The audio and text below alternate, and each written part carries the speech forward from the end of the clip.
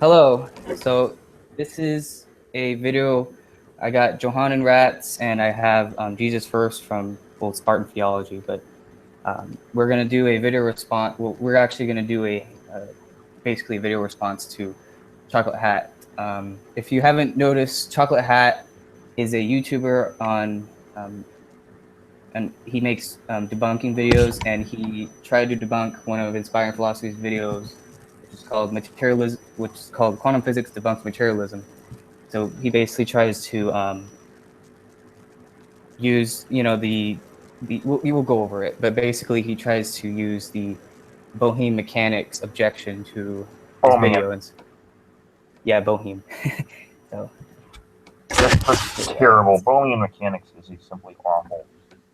we'll go. What we're gonna do is so for the viewers out there watching this, we're gonna go over. We're not gonna go over all of his videos in the series. We're gonna go over his part 4, 5, and 6, because part 4 I didn't address in my original blog, and part 5 and 6 was a response to my blog response. So when I responded to his parts 1 and 3, he actually responded back. So we're gonna take a look at each and every single one of his responses and basically just completely deconstruct him, as as the video title says. So Sounds good. let's do this.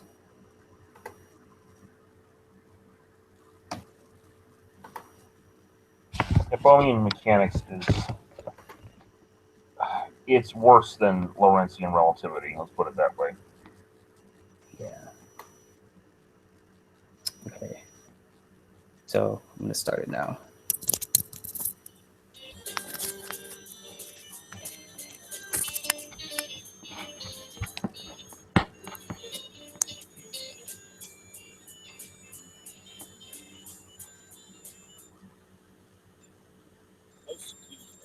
Our series so far, we've seen inspiring philosophy, dark into realism, and then uses realism to assert that God must exist. We have not seen the first 3 episodes just yet.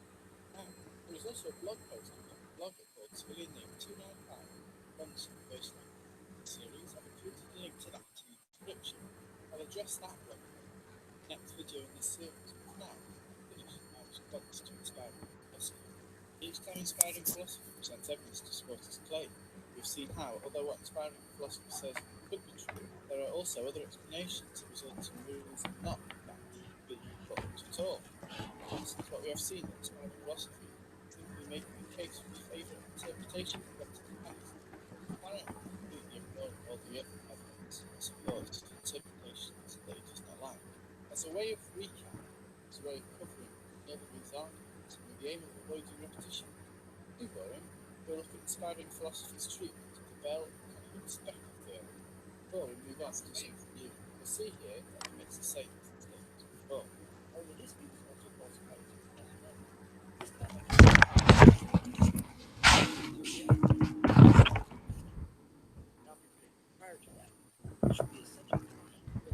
Again, inspiring philosophy holds out another theory that would show how certain types of variables are all around. And again, if we dig any deeper, let's read from the paper Contextuality of Mechanics, which is linked in the description, with other similar papers which also talk about the same subject. From the abstract, the very first line of the first paragraph, the Goffin Speckle. Could you turn him up a bit? I can hear him, but it's kind of quiet. Wait, what? Can you turn him up a little bit? Yeah, I can't hear it. How about like when the video is playing, everyone just like mutes their mic. That way, there's no background noise. Yeah. Okay. All right, thanks. You guys have to do it. I can't. Just yeah.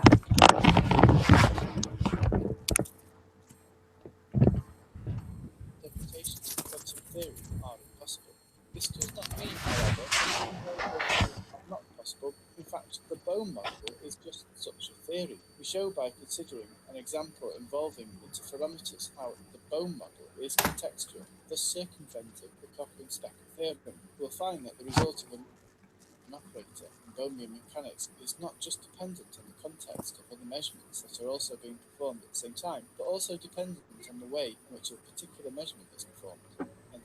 So not only do we see contextual hidden variables ruled out, we see that applying this to Bohmian mechanics is irrelevant.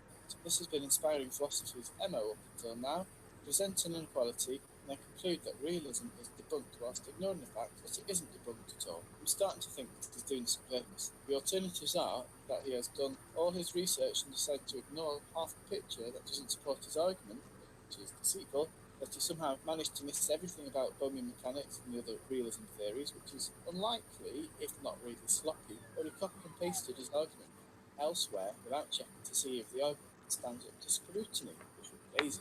Anyway, now for something completely different. It has been said that the existence of large quantum objects debunks materialism and realism. Let's see why invoking large-scale quantum systems as a refutation of realism is self-contradictory. Inspiring philosophy. Now, many have tried to get around this by trying to separate the quantum world from the macro world. That was also falsified in 2010 by violations of the latest target. In 2011, work from Chomsky showed that the macro world and the universe is physical. You cannot separate them. This should be obvious and separate from the experience of the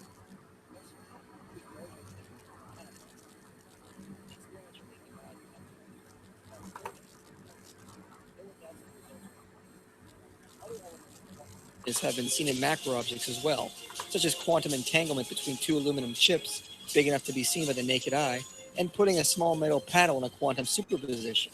So the idea that we can escape by postulating the macro world is separate from the quantum world doesn't work either.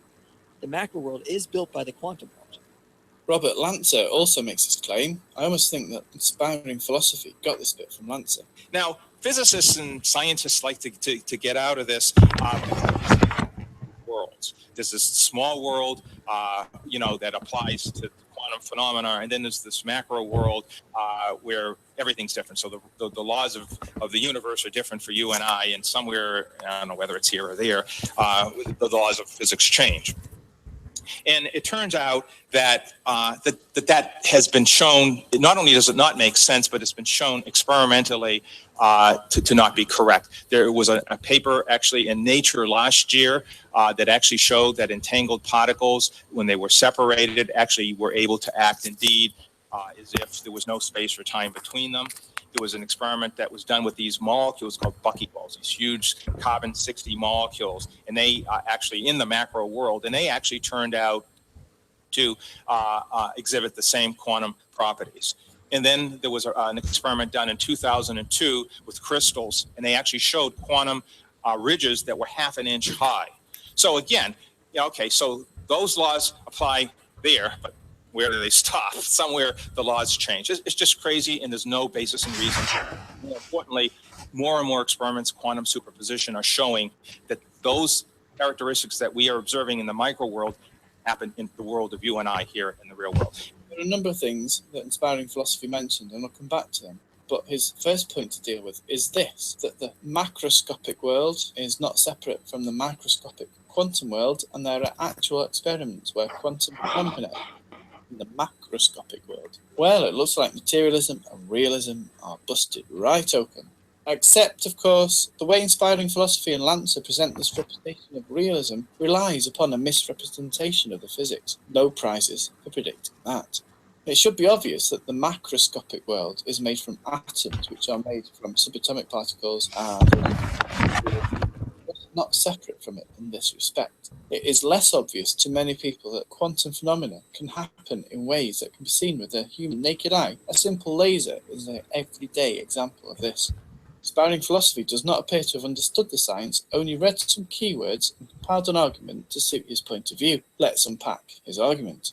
Now, many have tried to get around this by trying to separate the quantum world from the macro world, but that was also falsified in 2010 by violations of the Leggett-Gargan equality. Briefly, inspiring philosophy saying that the Leggett-Gargan equality is violated, meaning that the time evolution of a system cannot be understood classically. However, in our favourite quantum realism theory, that inspiring philosophy, or anyone else for that matter, has yet to refute Bohmian mechanics, this is also the case. In All Bohmian, right. the time Let's see. Go ahead. Let me finish the talk about Bohmian mechanics. Okay. evolution of a system does not need to be understood classically. So, is realism debunked at this point? No. Next, please. All right. Okay. Freeze it. Okay. using Bohmian mechanics to refute immaterialism is Yeah. akin to using Ptolemaic astronomy to refute Copernicus. I know. Well, I mean, he That's doesn't. literally what he's doing. He doesn't probably realize that's what he's doing, but that's what he's doing. Well, that's what I pointed out in my blog response. Like, dude, like this interpretation that you're proposing is ad hoc, but he didn't get that. And again, It's we'll see this. extremely ad hoc too. I mean, it requires you not just mess up quantum mechanics; it requires you mess up relativity as well, and then make an additional, not just ad hoc, but an additional ad hoc special pleading for your non-local hidden variables to avoid the implications of relativity. Like Well, yeah, I mean, he has to yeah. basically make everything else go, appear to go slower than light, even when it's not, right? And Yeah. but then he has to somehow exempt non-local hidden variable or pilot waves from that, which is Well, I even mean, more. It's ad hoc pilot on top of ad hoc. well, not only that, but like the superposition principle, like, oh my, like that's a big, like, it not only is problems for relativity, but also problems for quantum mechanics. Now, he later tries to get around the relativity problem, which he tries to argue. We'll see, but basically, he tries to say that Bohemian mechanics is not complete yet, and he tries to make all these. You don't refute something with an incomplete theory. I mean, that's crazy. I know. Now the thing about this is, hey, so he's saying, realism it's not falsified because you have these other. You can create, and this is what I have a problem with many of these quantum mechanics interpretations.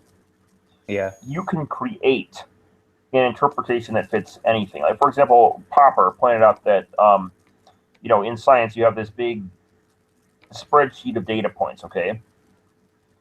And you can draw any amount of lines you want through those data points. You can zigzag them all over the place. You can do dot to dot, like, you can do all kinds of that will fit any imaginable curve you want, okay?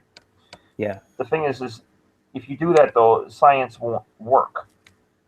Because you can do that. You can even do that with, you can say like flat Earth stuff, for example, and say all the data points. Well, what about the data points that show that we have photographs from NASA showing the world being round and gravity? Oh, well, there was this big Illuminati conspiracy theory. Well, yeah.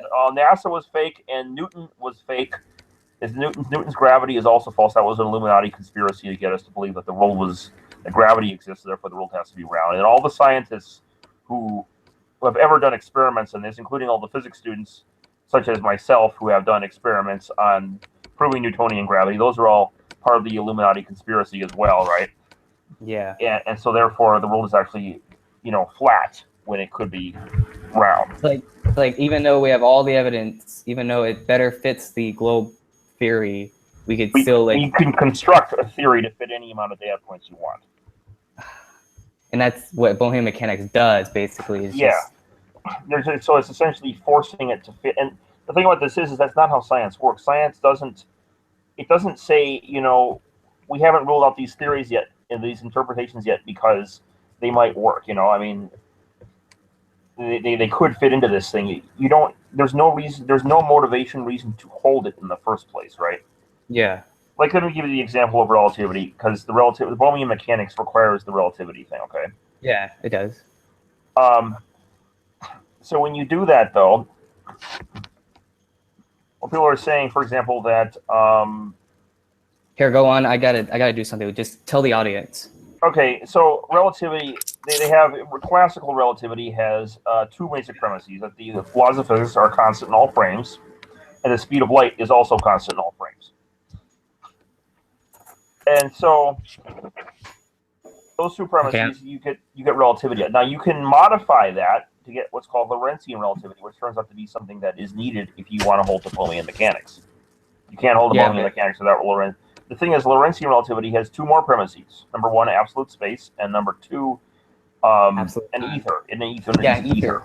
Well, the absolute time falls out of those extra two. Well, I know the ether, for example, like if you want to hold to Bohmian mechanics, this ether is literally unfalsifiable because the moment you detect it, it's literally an unfalsifiable prediction. Which, according to space, is even more unfalsifiable because that's in principle thing. That's a philosophic matter, and it's a philosophic matter that's easily refuted within philosophy because it's incoherent. There are reasons to argue that absolute space is incoherent, but we're not even going to go there right now. But the point is you have to add those two premises in to meet Lorentzian relativity. However, there are no motivating reasons to hold that, right? Yeah, I mean, So it's kind of just like it's akin to saying, Russell's teapot floating around. It's a classic example of violating Occam's razor. Yeah, and the thing about it is there's no reason to hold it. Like, there's not even a motivating. Like, Russell's teapot could exist, and you could have Russell's teapot floating around Mars as one of your theories to explain something. Yeah. That doesn't mean Russell's teapot actually exists, or there is any reason that we should assume it exists. And that theory that includes Russell's teapot floating around Mars, that theory could very well prove something. It could very well not be true. It could very well contradict. If it were true, it could very well contradict some other theory of some sort, right? Yeah. And that's the case here. Bohmian mechanics, if true, would contradict the standard view of quantum mechanics. But the point is there's no motivating reason to hold it.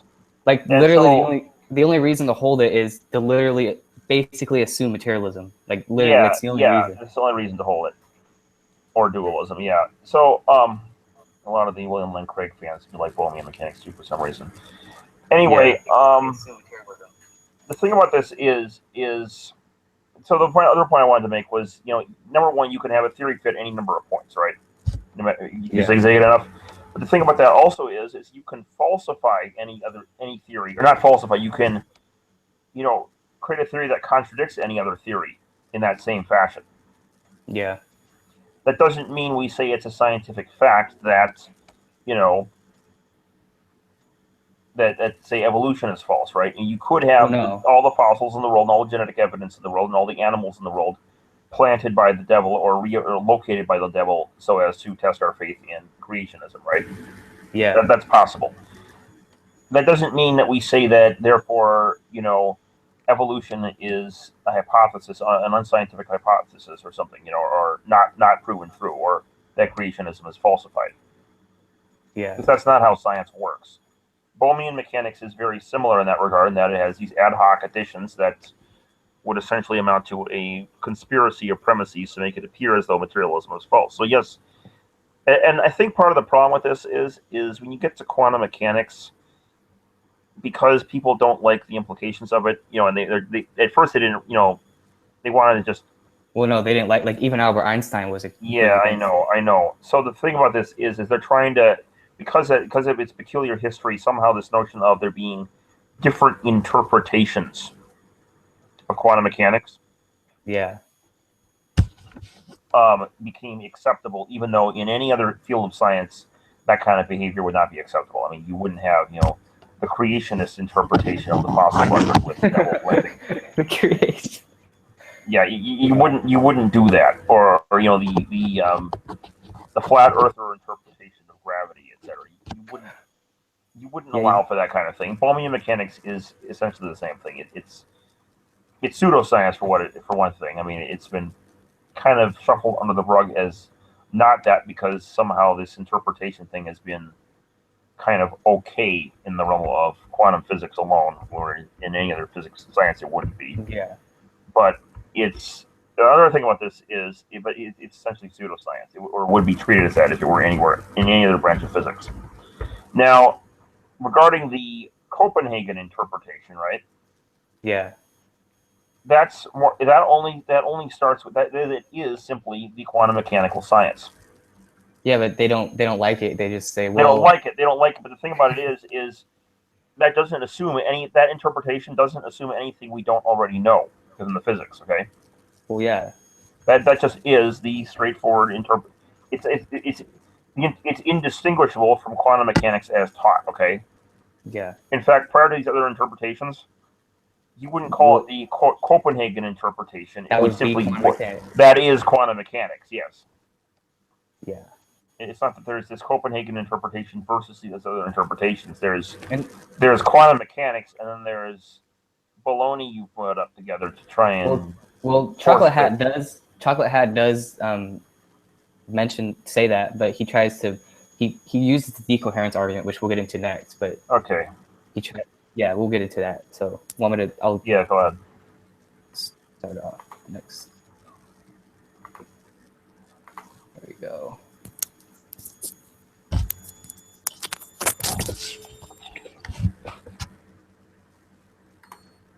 And in 2011, Bruckner and Koffler showed that macrorealism does emerge from quantum physics. This, I think, is the worst case of inspiring philosophy, reading the title of a paper and presuming to know what the paper says without actually reading the first line. Not that he could even read more than the abstract on this one, as what he is actually presenting here is a meeting abstract. It is the abstract from a talk given by the two physicists, Czeslaw Bruckner and Johannes Koffler. So inspiring philosophy can't have read it, or if he has, he is not only being creative about what is said, as we'll see just now, but he is not presenting the text from the talk at all. It just so happens that I've got a copy of the whole article, published in the journal Physics Review Letters. It talks about how the time evolution of a system cannot be understood classically, and how there is no arbitrary limit on the complexity of a system. In other words, whether it is macroscopic or microscopic. So what does the abstract say? Let's read. Quote, I will give a novel theoretical approach to macroscopic realism in classical physics within quantum theory. End of quote. So Bruckner and Koffler have not shown anything through experimental tests. They're proposing a novel theoretical approach. This means that the article is not something to be regarded as absolute truth, more that the ideas of the author are consistent with quantum physics. So far, so bad. But it gets worse. Quote, in the first part of the talk, I will show that for unrestricted measurement accuracy, a violation of macrorealism, i.e. a violation of it. Okay, I really don't know why he spent a That's lot of not. time. I don't even understand it. Well, the thing about that is you don't have to go to that one paper to see that. Yeah, exactly. Are falsified. It's you see it all over the place. And here's the other thing. On TED Talks, for example, they had a talk about a experiment conducted with a macroscopic, an object visible by the naked eye that was in superposition. Now, if you want to take it to a really extreme level, Yeah. I don't know if you guys have heard of LIGO, the Split Interferometer Gravitational Observatory. I never heard of that. And Jesus, they use laser beams to try and detect gravity waves. If you haven't heard of it, Well, I definitely have it. in order to get instruments of that fine sensitivity, what they've had to do is they actually have 2-ton objects, metal objects, in quantum superposition in very, very cold environments, and they use laser beams to measure them. For very precisely tuned laser beams. So when you have a 2-ton, you have an object the size of a car in quantum superposition. Yeah. There's a little bit of a problem if you want to try this classical quantum. I mean, at that point, it's got like if your whole point is to try and get, the non-realism of quantum mechanics away from the level of consciousness, you've completely failed at that point, because even the consciousness of a blue whale could collapse that. I mean, well, he tries to use the decoherent. We'll get into that, but I mean, there's even papers like after, so that I think IP's video was made like 3 years ago. There's new papers that actually still, there's different ways that you can falsify the Leggett-Garg inequality. So I don't even see why decoherence is an issue. We can get to that when we get there, but I mean, firstly, if the whole idea is that the environment is what's decohering it in the first place, well, isn't the observer part of the environment? I mean, are we magically excluded from nature? Like that would almost sound like a trying to revive dualism to save materialism. And the observer is not part of the environment, right? It's part of the environment before it collapses. Well, so the observer is always only ever excluded from the environment. You can't, what if he's part of the environment? He's doing the collapse, And then secondly, if who says that the environment is absolutely collapse itself? I mean, the whole notion of quantum mechanics, I mean, when you apply it consistently. That's the whole problem. Like even IP did, I think it did a video on the measurement problem, and he showed how basically even the environment itself needs to be collapsed by something else. Like the environment can't collapse itself. Exactly. And so, like the only way that could happen is if you hold to like a GRW theory, but that's even more ad hoc than Bohemian mechanics. Yeah, I know. It doesn't make sense. So I really don't see why this decoherence thing just seems like a red herring. I mean, it doesn't. I mean, like, it's there, but so what? It doesn't refute any of this stuff. Well, yeah, we'll get in because he's gonna try to explain it and then explain why. But we'll see. You'll see. Don't worry. Okay. But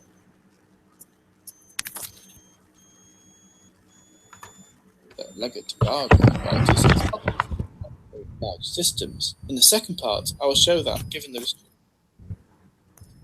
hold on. I'm gonna skip this part because he's just gonna go over the paper. And so we've already explained why macrorealism is false anyway. So I don't need to really go over that. Okay. By the way, I wanted to make a quick comment here. Yeah. Ellis is listening. Ellis has, I don't know if you know this, people are listening. One of our friends, Ellis, has a model of Bohmian mechanics, which is a little it's a little unusual. It's a non-realist version of Bohmian. It's a determinist but non-realist version, and has the speed of light variables outside of space, faster than the light variables outside of space-time. And so.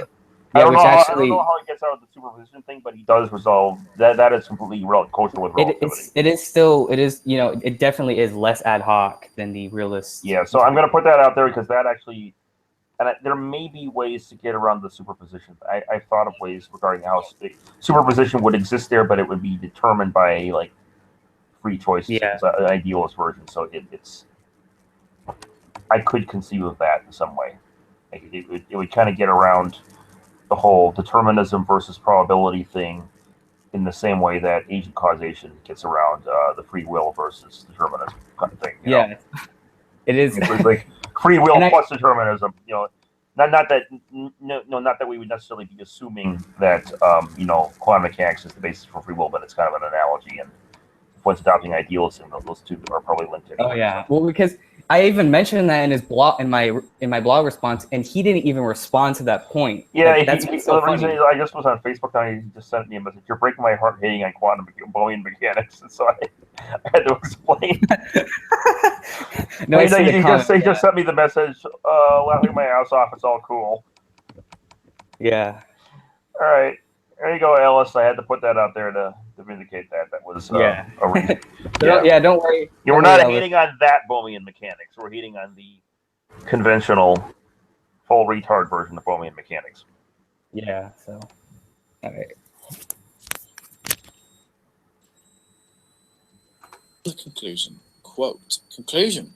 We show that the time evolution of an arbitrary large spin cannot be understood classically, as long as consecutive outcomes in the spin component measurement are resolved. For certain Hamiltonians, given the limit of coarse-grained measurement, not only is macrorealism valid, but even the Newtonian time evolution of an ensemble of classical spins emerges out of full quantum description of an arbitrary spin state, even for isolated systems. This suggests that classical physics can be seen as implied by quantum mechanics under the restriction of fuzzy measurements. Okay, again, that was a paper. If he wants, I mean, come on, like, we've already gone over this. Like, you don't have to go over that one paper to realize that, you know, Leggett Garg has been violated. And I mean, come on. Like, first, I want to point something else out. The whole supposition of macrorealism was itself an ad hoc assertion to try and get out of the implications of quantum mechanics. There's nothing in quantum mechanics that would ever imply macrorealism. And in fact, when you look at physics, you know, the way physics works, it's not like, to borrow an example, when we discovered general relativity, it didn't falsify Newtonian gravity. Newtonian gravity was not false by that. It just meant that Newtonian gravity was incomplete. It applied to a limited range of experiments, you know, low gravity and not very fast, not close to the speed of light. And so it's not that Newtonian mechanics is wrong. It's just that Newtonian mechanics is a limiting approximation of general relativity. well, yeah, we can only use it on certain things. Like, we can't use it for everything. And when you look at quantum mechanics, the same thing holds. For example, that 2-ton object they had in superposition at LIGO, right? Yeah. That doesn't mean you can drive a car through your garage door, you know, like quantum tunnel to the garage door. The garage door's going to break. What it means is that it's in superposition. Now, when you look at quantum mechanics, they have this wave function, right? Yeah. And it's determined by the energy value of the system and it's also that in turn is limited, or it's a parameter placed on the energy value, is it has to be in relation to h bar over 2, right? Yeah. So that doesn't mean that the car is still going to be in relation to h bar over 2. My 2-ton car is going to be in relation to h bar over 2. It's just that it's in such a radical ratio between those two that the probability distribution, the wave, is going to be a whole lot less like a wave. The wave part is going to be very tinily microscopic. And so, yeah, the car is still not going to pass through the garage door simply because the car has a very low probability distribution of doing so. Sure, it could still pass through the garage door. It could behave in that quantum way. It's just that, given how large that wave function is, it's astronomically less likely to do so. So, and then astronomically less likely to do so is going to merge onto the predictions of classical mechanics. Yeah. Classical mechanics is not something that is in contradiction to quantum mechanics. It's a limitation, a limiting approximation of quantum mechanics. So it's not like classical mechanics takes over at some point. I mean, our talk of classical mechanics taking over, or for that matter, with the gravity situation, general relativity taking over at a certain point. It's not that it's somehow replaced by this extra regime of physics. It's just that these certain parameters become very small at certain scales, so therefore become negligible. That's all I mean. I mean, the laws of physics are the same at all scales. It's not gonna magically change. Yeah. So, okay, let's get to the next point. Yeah. So there's nothing to even contradict those predictions because they're the same predictions. One in classical mechanics simply is quantum mechanics for very high energy values far above h bar over 2. Yeah. So.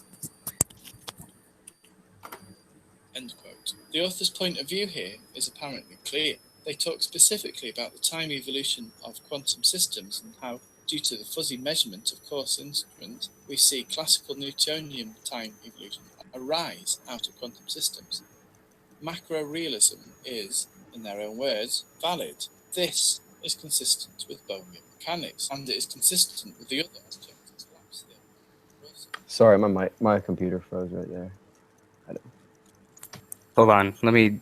Yeah, my mic isn't working. Hold on. Let me turn that volume up. There we go. Okay.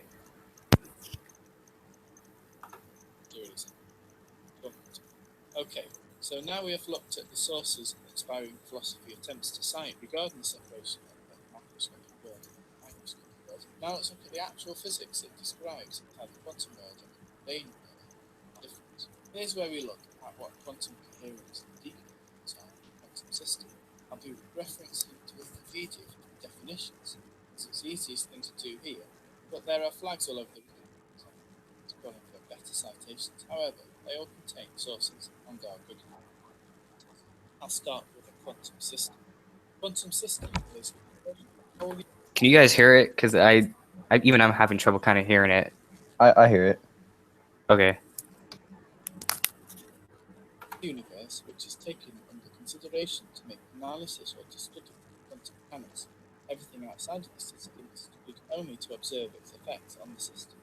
The whole universe can be seen as a quantum system, though usually when people talk about quantum mechanics they are referring to conditions where individual small groups of quanta are damaged.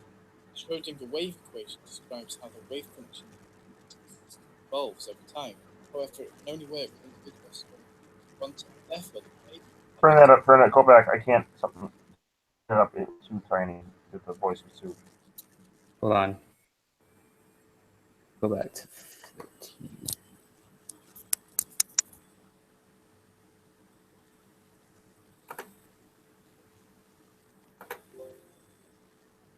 For quantum mechanics, everything outside of the system is studied only to observe its effects on the system. The whole universe can be seen as a quantum system, though usually when people talk about quantum mechanics they are referring to conditions where individual small groups of quanta are being examined. The Schrödinger wave equation describes how the wave function of a physical system evolves over time. However, it can only work with individual small numbers of quanta. Therefore, the behavior of quanta can be tested. And we see back up. Okay, so stop it. Don't back up. Stop it. Okay, his definition of small number what does he even mean by that? I mean, they have, you know, a small number could be the trillion cesium atoms they put into superposition in a Bose-Einstein condensate some years back, right? So Yeah. the thing about that is yeah, that's how they treat the Schrodinger equation. I mean, because no one's practically going to, as a practical matter, no one's going to use the Schrodinger equation to describe, you know, the orbit of a satellite around the Earth or something like that, right?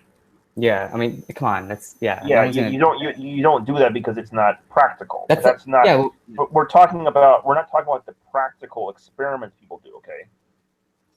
yeah, How equation is used and what that equation means are two different things, right? We're talking Yeah. about the entire point of that video was to examine the philosophic implications of quantum mechanics, and philosophic implications are in principle kind of things, right? So when you're talking Yeah. about an in principle kind of thing, it doesn't matter in what scale or what the practical use of the equation is, because the practical use of an equation is about a specific instantiation of a general principle. We're not talking about the specific instantiation. We're talking about the general principle because that's what you got to do. You know, philosophy is all about general principles. So yeah, I mean, yes, that's correct. The Schrodinger equation is used to describe atoms or clumps of atoms or individual particles and not much else. But that's how it's used. That's not what it's, you know. that's not what It's yeah, not talking I mean, about its philosophic implications or what it means about reality. You know. yeah, I mean, he seems to not understand the difference between the whole point of IP's original video was to show that the implication, the philosophical implication of quantum mechanics is that materialism is false. That's the whole point. Yeah, But I'm getting the feeling here that they're doing the same thing. I mean, Chocolate Hat is far better than Anti-Citizen. I will give him that. Okay, wait, with but who? Oh, the polymath? Anti-Citizen. Yeah. No, Okay. the Oh. Anti-Citizen X. Oh yeah, Polymath yeah, is I agree. He's Citizen. Yeah. it's anti-citizen X. Yeah, he's ridiculous. Like I can give Chocolate Hat credit that Chocolate Hat he is has much nicer.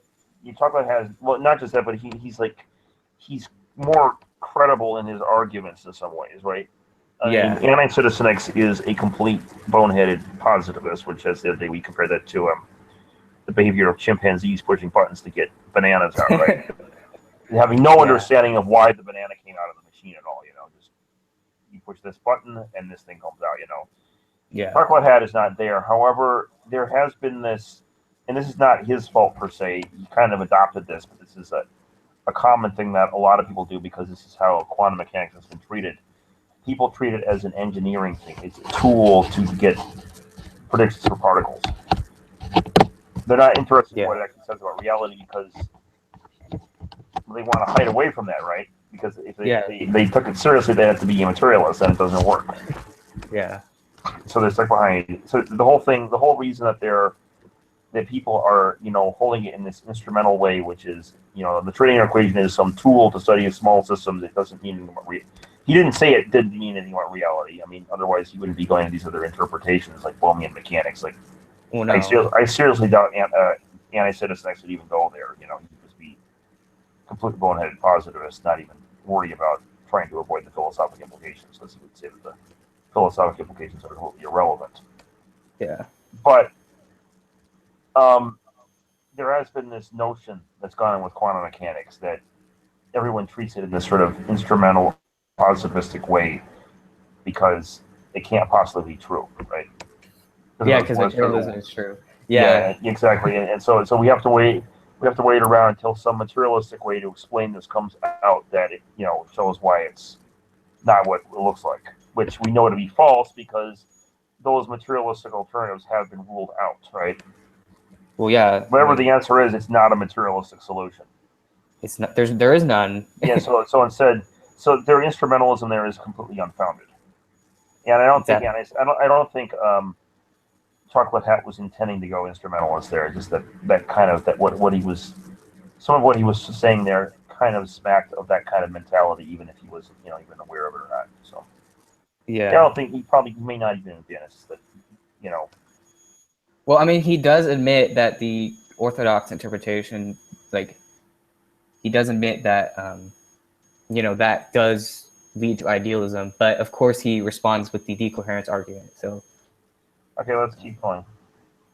yeah, let's keep going. quantum mechanics. However, the real world is not like this. In the real world, a kabillion quanta are all interacting with each other. When a kabillion quanta are interacting with each other in a matter unfettered or unrestrained by the desire of the physicist and the confinements of the laboratory, the system is decoherent. When the quantum system is nicely isolated from the outside influences of the rest of the world, the system is coherent. There is also okay, hold on here. So it's isolated. Well, the thing about it is before you observe the outside world, before your consciousness hits the outside world, it by definition is Isolated. Isolated, yeah.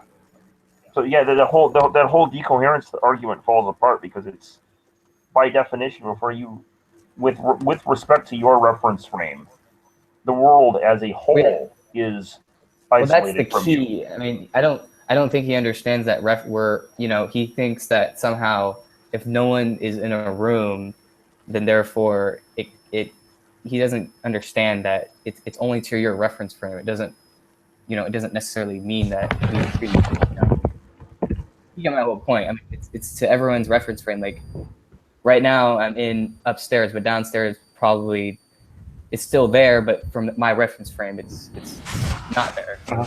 I mean, it's the whole reference frame issue. He probably didn't know that, and so I mean, it's just he just doesn't understand the arguments put forward. So, Yep. well, I'm gonna continue. Or do you have any other thing you want to say? No, I think that's good. Okay. coherence and decoherence.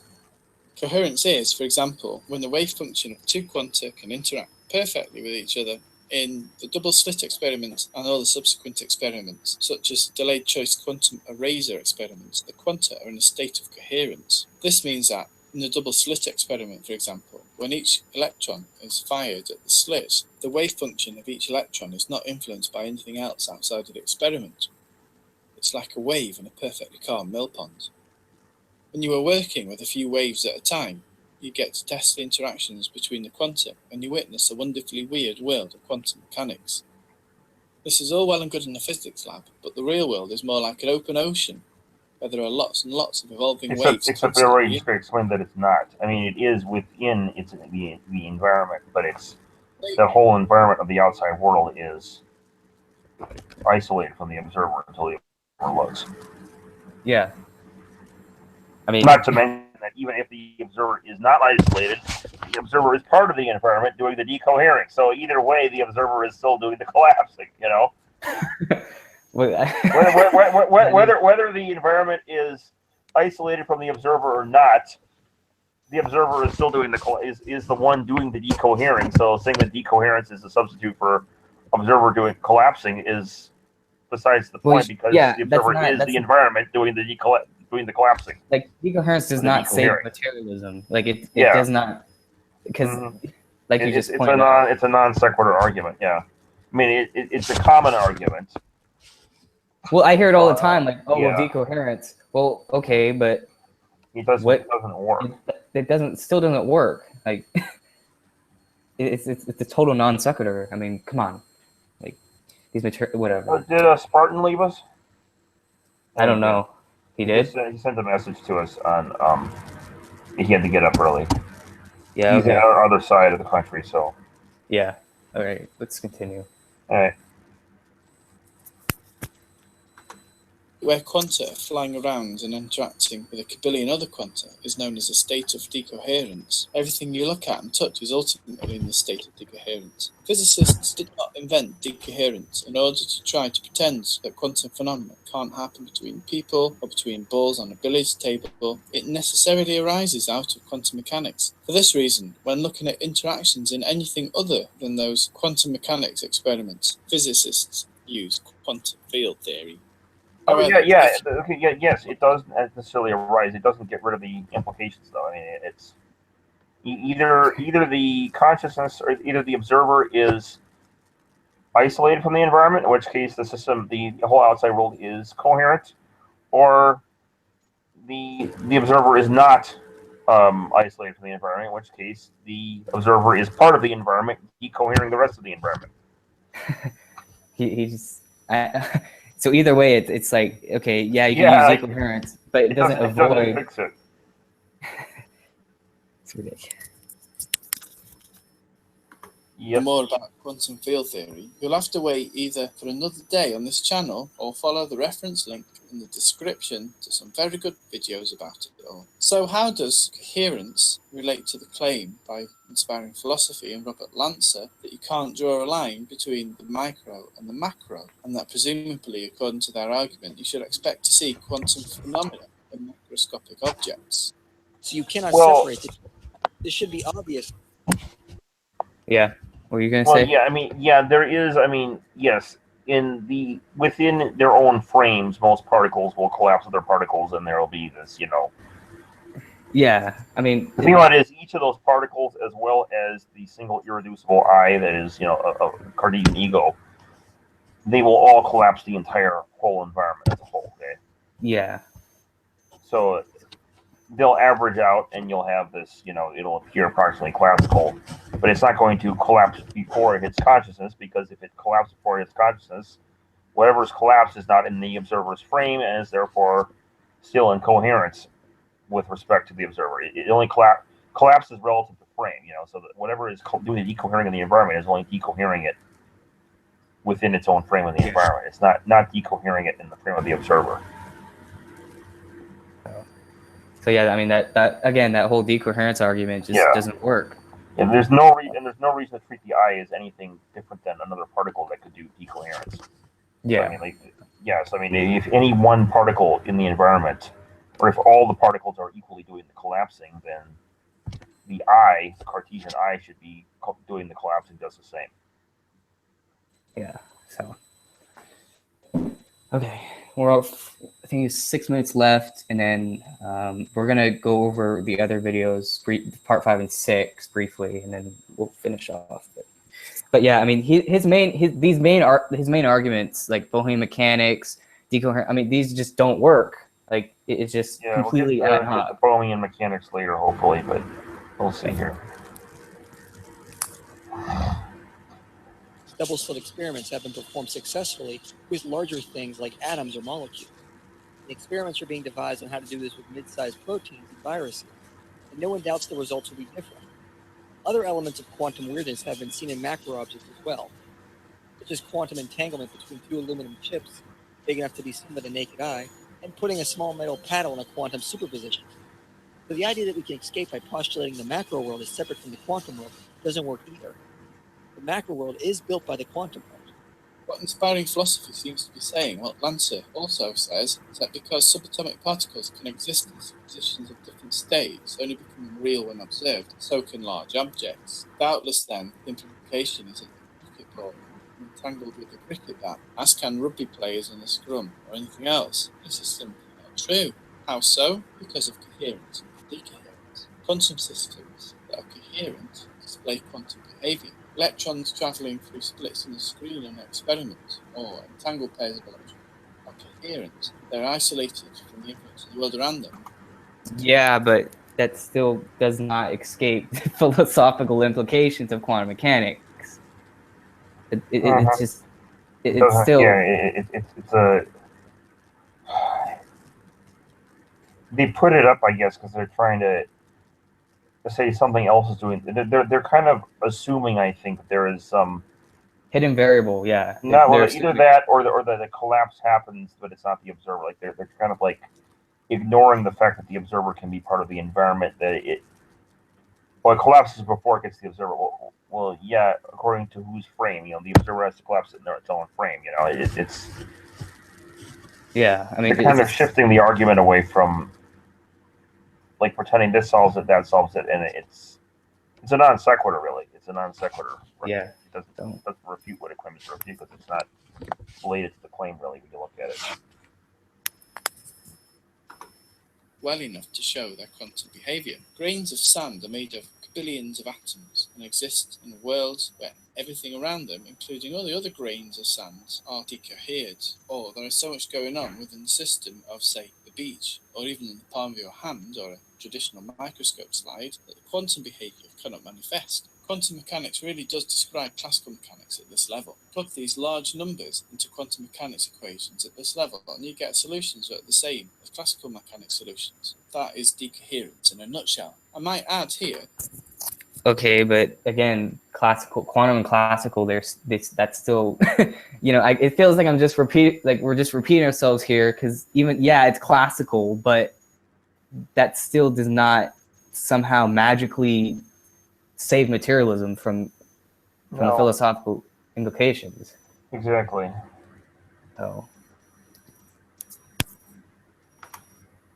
And this is also a bit of a kicker for inspiring philosophy and argument, that other realistic theories, as well as many worlds, which I've touched upon, and Bohmian mechanics, which I've mentioned a lot, also exist. One set of theories I've not mentioned yet are known as objective collapse theories, which see, now he's going to the objective collapse theories. Yeah, This is these when theories are at a high. We talked the other day about how MWI wouldn't. I mean, MWI has its problems, but there is Yeah. actually a peculiar argument, and you don't have to. You don't have to hold this from idealism, but there is a way to argue from idealism and modal realism to MWI in a very. It's kind of remarkable, actually. Yeah, The the whole, many worlds interpretation. yeah, those are all modal realities inside of a mind, which and it's less ad hoc. yeah, too. all the platonic forms exist out there, right? And they're all inside. Everything inside of a mind is platonic form, and therefore, and all platonic forms exist. Therefore, and all platonic forms have to be inside minds. Then, and so you have this universe inside of this mind as well. Everything outside of your universe is an idea floating out there, and so it's one of these modal realities. And so you have this infinite array of modal realities that we are perceiving from within space-time as these many worlds that cause collapse to happen, and therefore space-time to emerge, and so on.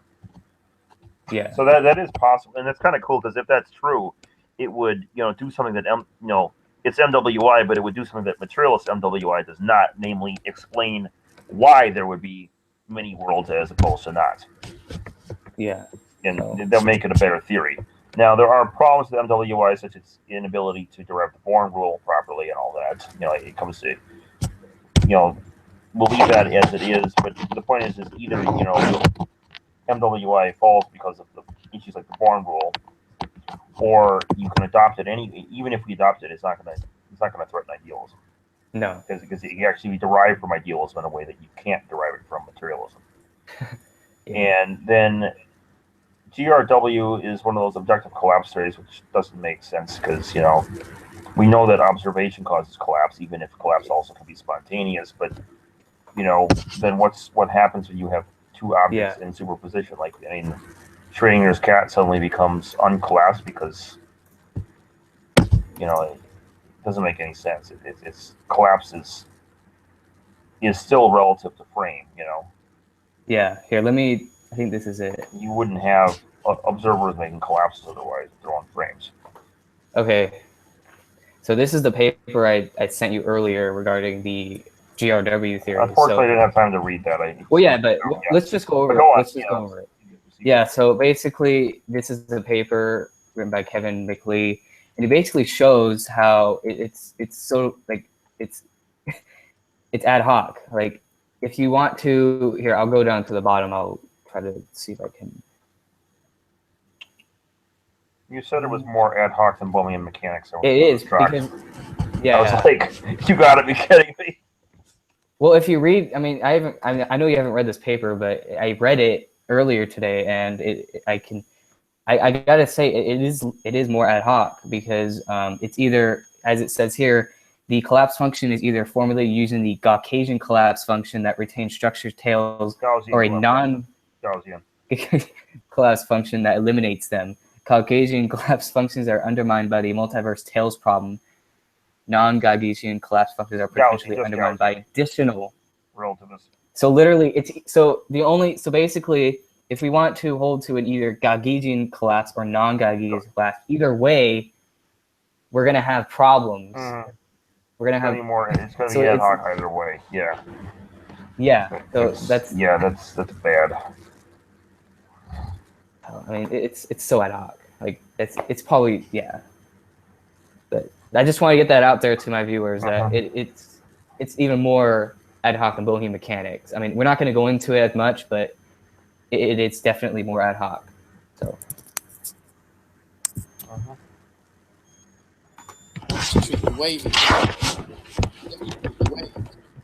real and the collapse is objective real. First, to deal with classical behaviour slightly differently. What is important to realise is that an honest and open-minded study of physics will lead one to the conclusion that quantum mechanics is incomplete and that realism and materialism are far from rejected. So what then of a No. Oh, good grief! It's incomplete. Meaning we haven't figured out how to make it fit with materialism. Therefore, it hasn't debunked materialism. that's like saying that, well, We haven't. we have a theory on creationism. It's incomplete, but we know it has, even It hasn't though, refuted evolution yet because we haven't even completed a theory on how evolution could be avoided.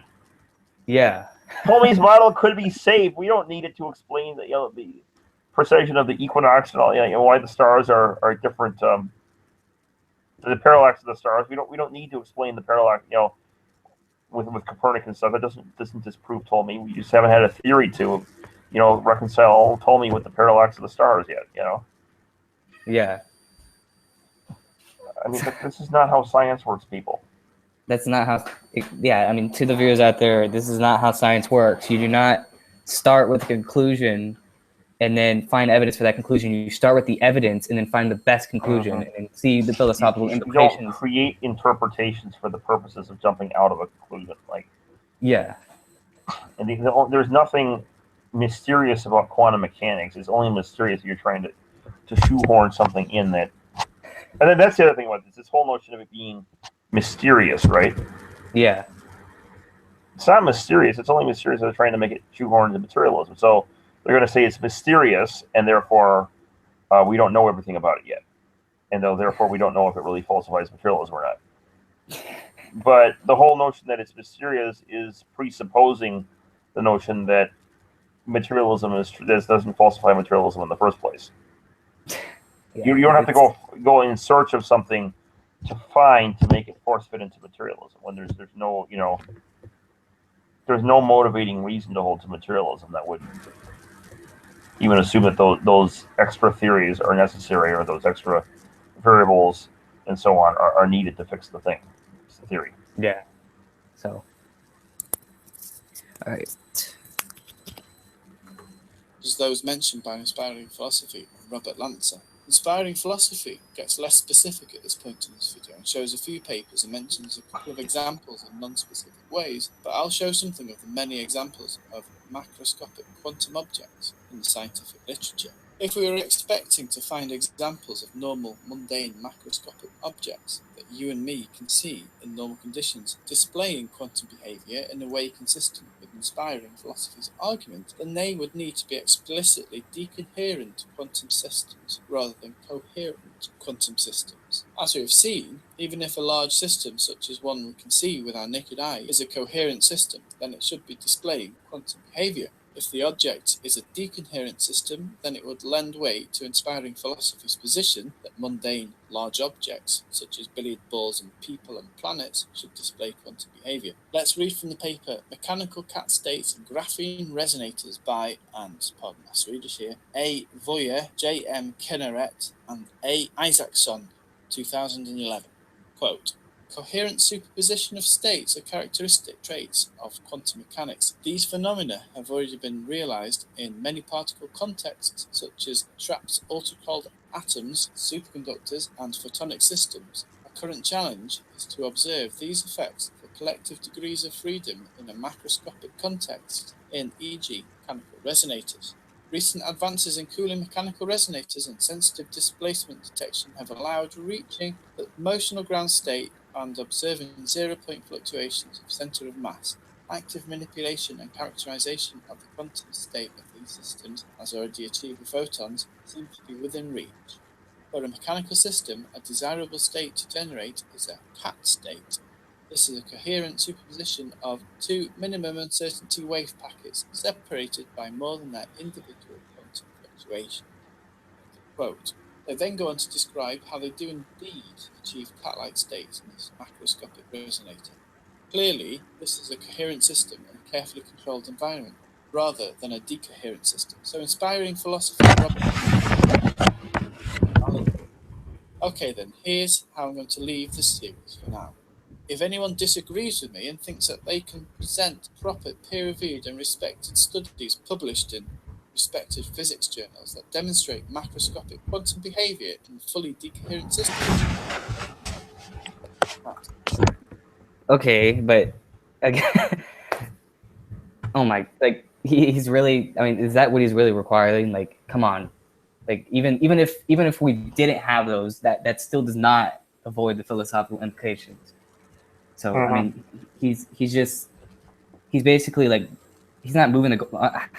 He's making like this standard where, oh well, you have to show me this in order to prove that I'm wrong, or even though he doesn't understand that decoherence, even if his argument, even if all the science of decoherence was what he's saying is true, yeah, but that doesn't avoid the philosophical implications anyways. So it's yeah. Yep.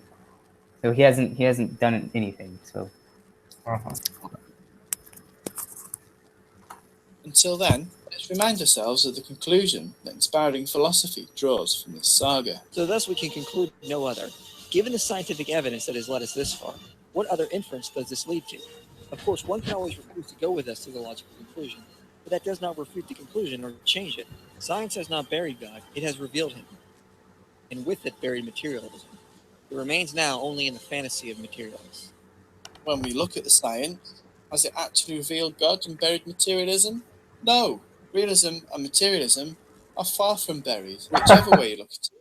Look, God, because it's like Ptolemy is far from buried because we can put epicycles on that makes it fit in with everything that Copernicus proves. Oh, and we can explain the parallax of the stars by having them orbit the Earth in a very peculiar way, geocentric way. and we can create a flat Earth model that'll fit all the evidence. You can fit the evidence. You can fit any amount of data points in that you want. It doesn't disprove what it's supposed to. Oh my god, that's his argument. So I mean, this needs to be. I think basic science literacy needs to be kind of explained. I mean, I'm going to give him some credit. He's not unique in this, right? And he's not nearly as bad as someone as Anti-Citizen X, right? Yeah. It's just that there needs to be some literacy, basic literacy when it comes to understanding what science does, what it doesn't do, and how it works. Yeah. So, this whole notion of inventing stuff to try and make it fit is not something that you do in science. No. That's not how science works, guys. That's what creationists do. They start with a conclusion and they find evidence to support their conclusion. They don't. And either that or they try and jerry-rig theories to fit the evidence with their conclusion.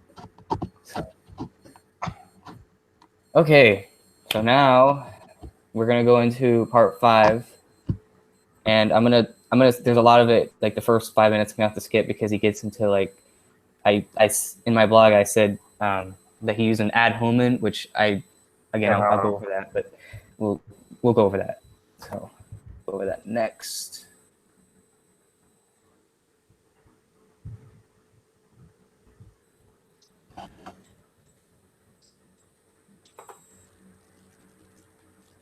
All right. Let me start with.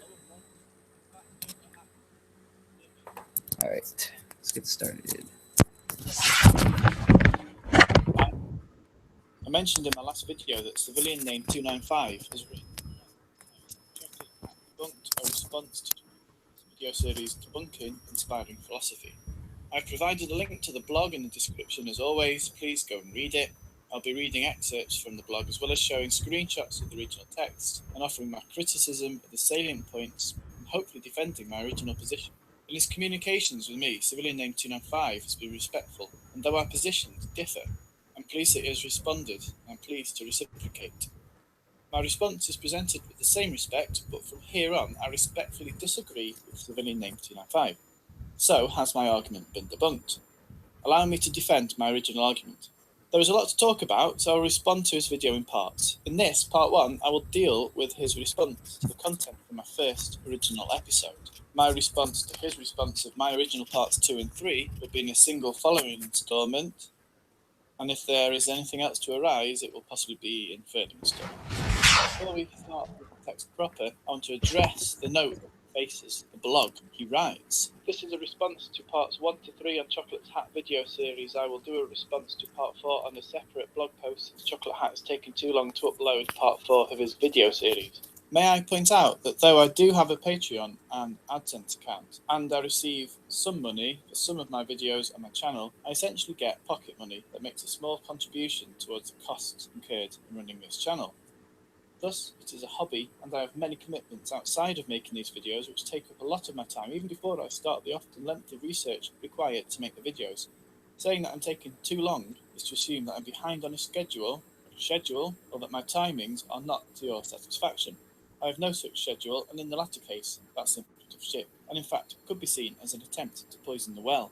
Poisoning the well is a fallacy where irrelevant, adverse information about the target is preemptively presented to an audience with the intention of discrediting or ridiculing that which the target person is about to say. Next, and in a similar vein, comes the part where you claim, and I quote, "When Chocolate Hat uses phrases like group, those are ad hominem at best, and I won't make a response to them." End quote. Not true. Where I use a Okay, I will give him credit here. Yeah, it wasn't an ad hominem, but actually he did admit that it was an appeal to ridicule, which I actually have a. If you go down to the comic section, I'll show you guys real quick. Let's see. I don't know why my screen isn't. But he admitted that I can't. Hold on, let me try to. Okay. So I made a response here, and he did admit that he did use an appeal to, as an appeal to ridicule. However, I am happy to accept. He says right here. However, I am happy to accept my sentence about IP leading us down the garden path that we could see as an appeal to ridicule. It would have been more okay. So yeah, he does. Okay, I will give him credit. Yes, it was not ad hominem, but he does admit that it is an appeal to ridicule. So I want to point again, something else about these people. This is a general. And this is a chocolate happens to everyone else too that does this. Well, yeah. This whole notion of leading down the garden path. Now, if you go into this stuff, you see that there he's just saying plain physics, right? Yeah. That's all he's doing is studying. IP is just saying physics. Yeah. So now, anything the else? thing about it is why would it be that merely studying physics would be so easy to lead people down the garden path with? I mean, it shouldn't be that easy to do that. If that is what's going on, it should not be that easy if that's actually physics. I mean, I don't know. Physics is really compatible with materialism. It should not be that easy to use quantum mechanics to immaterialism. Yeah. The very fact that you can do this and just use it from straightforward physics, not even adding, I mean, the arguments that people like myself and IP give, they're not creationist arguments. They take actual physics and just presents it as is, and when necessary puts two pieces of physics together in a way that just they fit together, if P then Q kind of way. Yeah. You shouldn't be able to do that if the physics itself doesn't lead there. And you know, I mean, all this extra stuff about finding new interpretations and treating it as an instrumentalist theory, etc., to avoid that. Yeah, I mean, it's. And the very fact that they're trying to do that implies that there's no basis for materialism at all. Because I mean, there's no. What's the evidence? What's the point of trying? It's debunked. I mean, it's dead. It's dead. and if you want to save it, you have to create these ad hoc interpretations which And they're don't even work. more ad hoc. I mean, they had a experiment that was done like either last year or in 2015, I forget which, and it was even more tight, and it ruled out everything, including like, they were showing that MW, you had to have some really either parallel universes or time traveling electrons to have really exotic things you have to Sounds have. extremely ad hoc to me. Yeah. So there's no reason to. I mean, these experiments, and that was just one experiment. There've been more like before then and since then that have Yeah. gone on the same line with some of them quite remarkable stuff, and they just make it more and more ad hoc each time. And then the loopholes are keep getting closed, and then it's Yep. And then the alternatives. they have to modify the theories in order to so okay, let me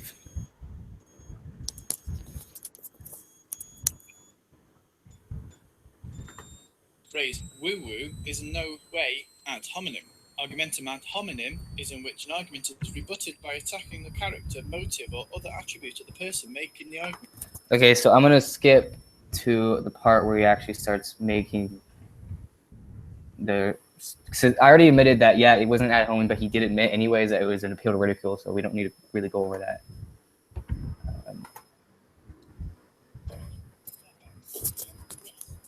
The issue. Quote, the objection that CH has presented is a misunderstanding of what our position is. Yes, God would be beyond the universe he created, he wouldn't be a part of it. Our viewpoint is that God's mind simulates the universe just like a computer simulating the universe, but that God can also interact with the universe to produce miracles. End quote. Maybe people in the USA and non-native speakers just do grammar and punctuation differently to us over here on this windswept rock in the northeast Atlantic, so I'll brush over the fact that your sentences sometimes appear to lack basic punctuation and grammar. I bring up this point because in places I struggle to fully understand what is being said. However, I will try my best to properly understand what is meant. It is possible that I do not fully grasp the position you take, whether you believe that we are simulated mind whose consciousness and experiences are that which is simulated, in which case quantum mechanics would be an intentional clue left to us by our simulation creator, or whether the entire universe from its fundamental fields and particles upwards is holographically simulated. Upon your rephrasing of inspiring philosophy's position, I am none the wiser, and my argument against this rephrased position would not change. Either God is the basis of existence in some way, perhaps in our imagination, perhaps it does indeed run a simulation of the universe, and we are simply minds within our imagination. This is still an unfalsifiable proposition. If God were to be able to step in and perform miracles, you would have a falsifiable proposition. A miracle is a case where natural laws are broken. Oh my God! Did he just? He literally just said that a miracle is a violation of natural law. That's what he literally just said. Yeah, that I understand that because many Christians have propagated that same belief as well, but that's not what we idealists believe. There is it violates a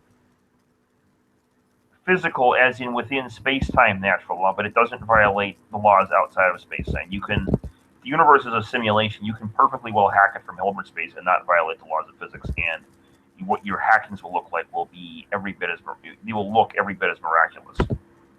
I mean, they won't technically fit the fundamentalist definition of a miracle, but then again, they don't need to because you're going to basically getting science fiction powers out of that.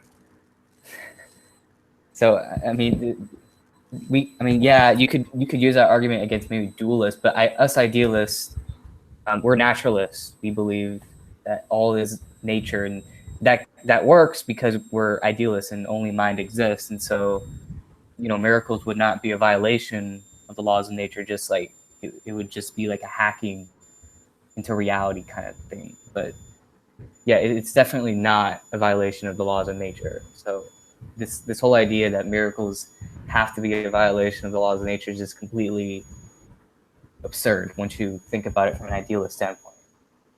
So just want to get that out there.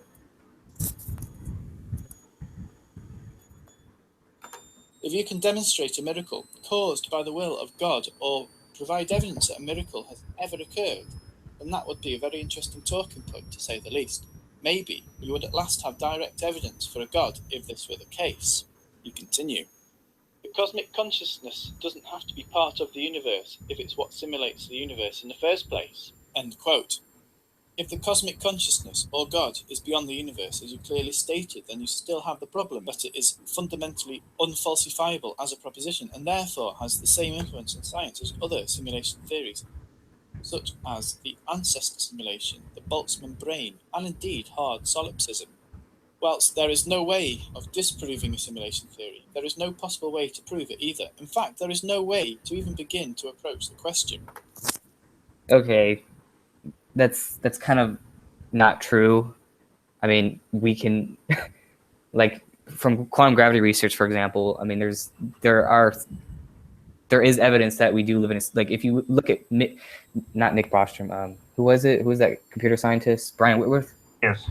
Was that him? Yeah, Brian Whitworth. He basically compared the physics and basically showed which one better fit the hypothesis, and he concluded that the virtual reality hypothesis better fits the data. Oh yeah, you have quantum tunneling in Minecraft, for example, right? You would not expect to see that in a real world. It's a surprise. I mean, when we discovered quantum tunneling, it's a surprise. Like nature, Einstein thought this was insane. Nature can't be this crazy because it just doesn't fit into a realist intuition. You can kind of shoehorn it in post hoc, but it doesn't follow from that. It's something that you just observe and put in the equation. It's not something that follows from anything. But when you have virtual reality, relativity follows from it. Quantum tunneling follows from it. Basically, just follows from it, etc. Just quantum mechanics follows from it. I mean, that's what we would expect if the world was a simulation. So this whole idea that we can't prove that, we might not be able to absolutely prove it, but we could prove it in a scientific way. And also there's other ways to prove it, like in a philosophical way, like the introspective argument and stuff like that. So we can't prove it for absolute certainty, but we can prove it through science and through philosophy and etc. So we can reach the same conclusion using different fields of study. So it's so we're very clearly living. I mean, here's another thing. Quantum gravity has shown us space is an illusion. Now, if space is an illusion, that means that everything inside of space is also an illusion, right? Yeah. And everything inside of space is an illusion. Then, you have this thing with the Congo. The matter is not real. Nothing physical is real, and what is real is information. Well, that's what it is. It's an illusory physical world emerging from a real informational world. That is the definition of a virtual reality. And the simulation hypothesis, and the simulation theory. I mean, they're not saying it that way. They're talking about it in terms of emergence and quantum information. Yeah, and they even use words like illusion to describe the matter. They're not using the word simulation, even though they're saying space is an illusion, physical reality is an illusion, the information is fundamental, etc. But if you were to define what a virtual reality was, it would be exactly that. Yeah. I mean, not even a figurative, not even as a figure of speech or a maybe. That's what it is a virtual reality is an loosely physical world generated from a real informational world. And that's exactly what quantum gravity shows us, like literally. Yep, we live in a simulation. Now, if you want to say the simulation... Well, we can get into that, the whole computer thing. We can get into that later. But yeah, basically the world is a simulation, guys. Sorry. So goodbye, physical reality. But yeah, I mean, we live in a simulation. You just got to deal with it. You don't like it, then whatever. But it's still true because that's what science shows us. So, all right, I'm going to continue now.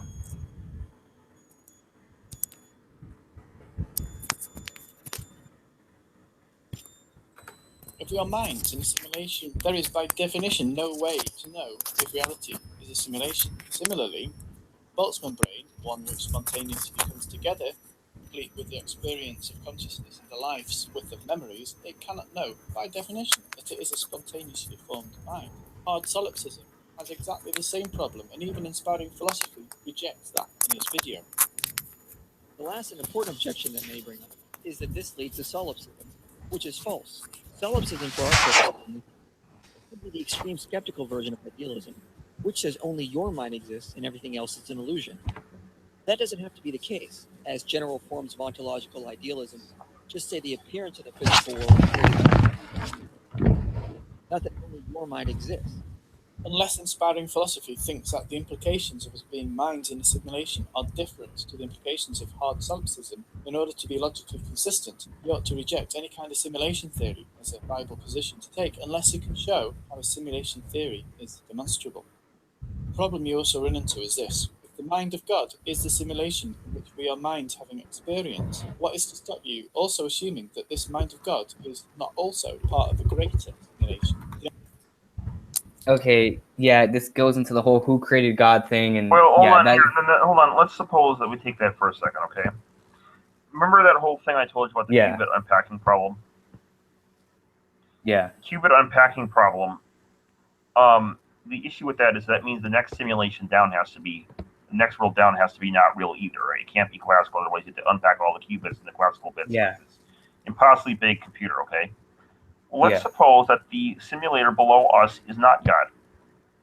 Okay. Wait, what do you mean above us or below? I mean, above us, yeah, whatever you want to call it. The next Yeah. level up yeah, is not actually God. It's just another mind. yeah, Or it could be a kid in a computer program and is, some kid playing Sims Universe in his garage in the next level up, etc. Right?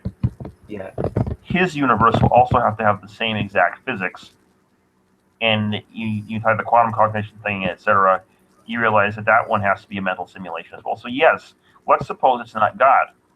That means whoever the next level up is God, or if that person's not God, the next level. The point is, it's there's that whole expression, it's turtles all the way down. yeah, In this case, if you don't stop somewhere, it will still be mental simulations all the way down, which means at level infinity, you're going to have this infinite mind that contains everything. Isn't that isn't that your omega point argument? Mm-hmm. Yeah. Well, no, it's just a fact of an implication Yeah. of even Yeah, if we live in a material simulation, that material simulation will also have to be the material simulator will also have to be a mental simulation at some level. Yeah. So literally it's just immaterial all the way down, no matter how far you go. So at the end of the day, it's always going to be God or the uncreated eternal thing that we would call God. So this whole objection that Chuckle had is using just doesn't work, because even though if we were to say that our universe is simulated computer, but that computer also has to be simulated, and so on and so on. So it's like at the end of the day, it still leads to God. It doesn't matter. So yeah, this whole argument doesn't his whole argument doesn't work. Mm-hmm. The ancestor simulation was first proposed by Nick Bostrom. Yeah, but like I said, even if we were to say an ancestor simulation, their world would still have to be simulated too. So again, even if you were to propose computers, that would still conclude that we're simulating God's mind anyway. So, but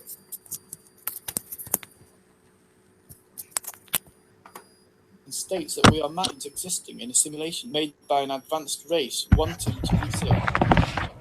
What if we are simulation? It's the mind of God. This race might either have its own God or be simulated by an even greater race ad infinitum. You state that's fine. Let's suppose that the top one is still going to be God. So you're exactly. either directly simulated by God or indirectly simulated by God. Your sim has a computer simulation of the universe. Either way, it's God. It's God still. I mean, there's no reason to assume that, but even if we do, it doesn't get away from the conclusion. Yeah. of the need for source of first cause, which would infer this source is necessary, such as basic contingency arguments which avoid end quote. This is the argument we're making. Make the argument that everything needs to have a cause, leading back to the first cause. If You insist that everything has to have a cause. You need to posit a first cause. However, in the context of this argument, the first cause can only be arrived at by special theory.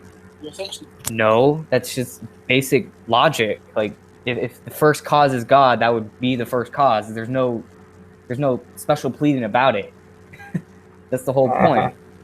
So he's essentially using what I call the worst argument against theism, which is who created God. Well, that's not really, that question doesn't make any sense. And the funny thing about this, the on idealism, the simulated argument for, I mean, within the idealism framework, the quantum idealism framework, when someone asks that question, Yeah.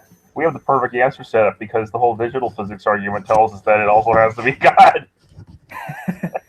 Exactly.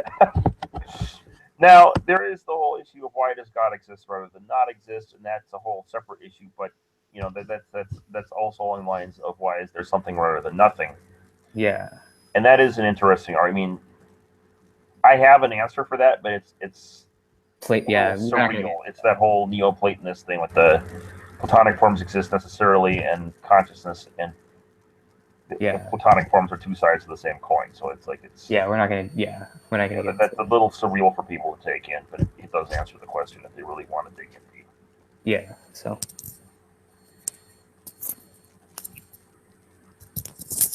hold on. There we go. You're saying that our minds are part of a greater simulation, but that greater mind is the first cause because we say so. We are unable to verify that we are part of a simulation. How then? Well, okay, we could say that there is no. I mean, you could say it's not a first cause, etc. We could have this infinite regress. I mean, it's illogical to have an infinite regress, but even if we do, once we get to the simulation, the beauty of the quantum idealism argument, the whole the qubit unpacking problem. Yeah.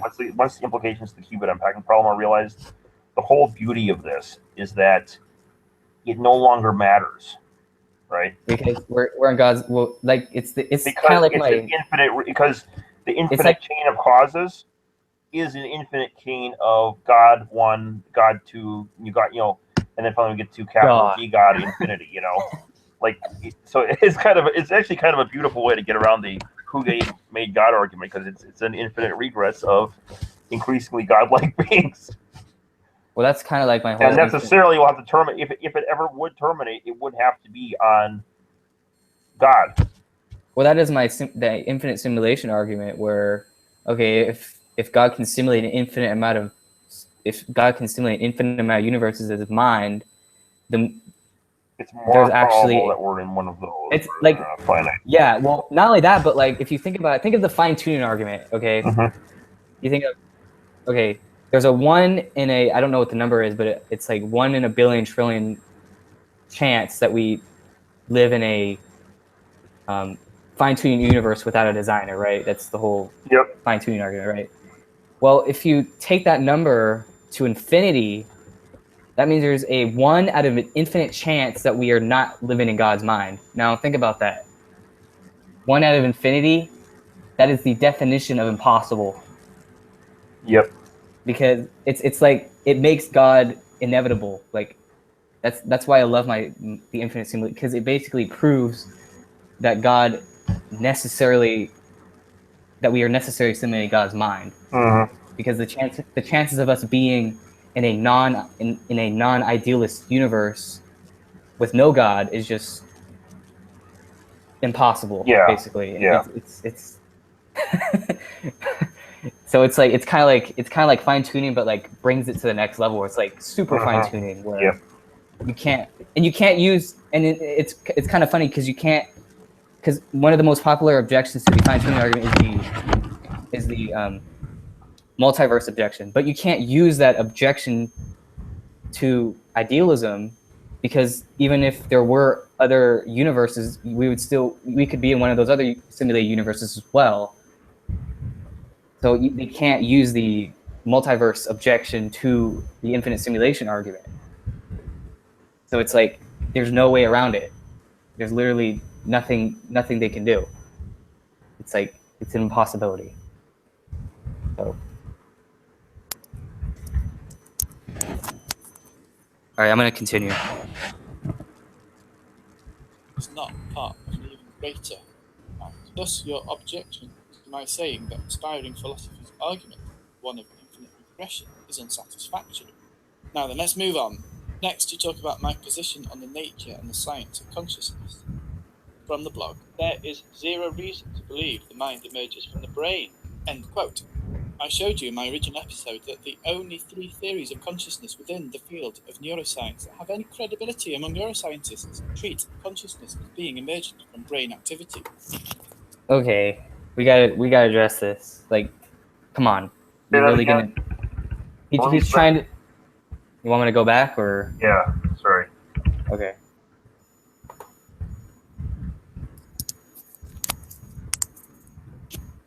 From the brain. End quote. I showed you in my original episode that the only 3 theories of the field of neuroscience that have any credibility among neuroscientists treat consciousness as being emergent from brain activity. I need not explain again that a theory, by definition, explains all the data within the relevant field, so to claim that there is zero reason to believe that the mind emerges from the brain. No. Oh my goodness. No. Headbang. No. Idiots. He's not the only idiot with this. I don't want to jump on him.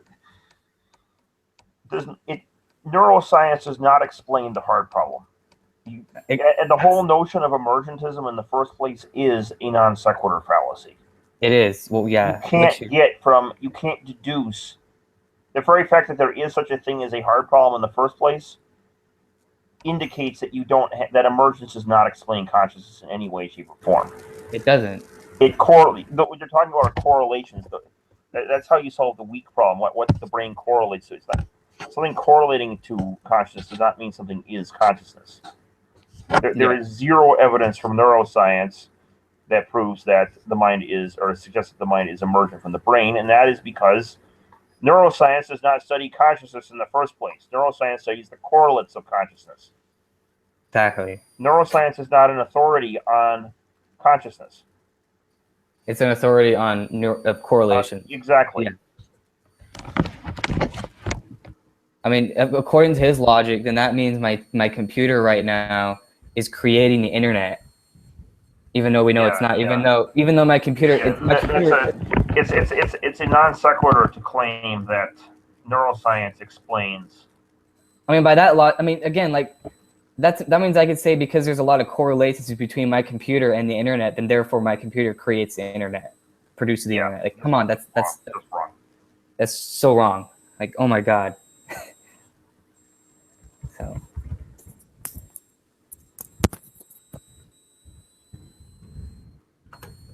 False. I also need not explain that the field of neuroscience and the theories of consciousness are not complete. That does not mean they do not account for the evidence, and there is already a lot of evidence.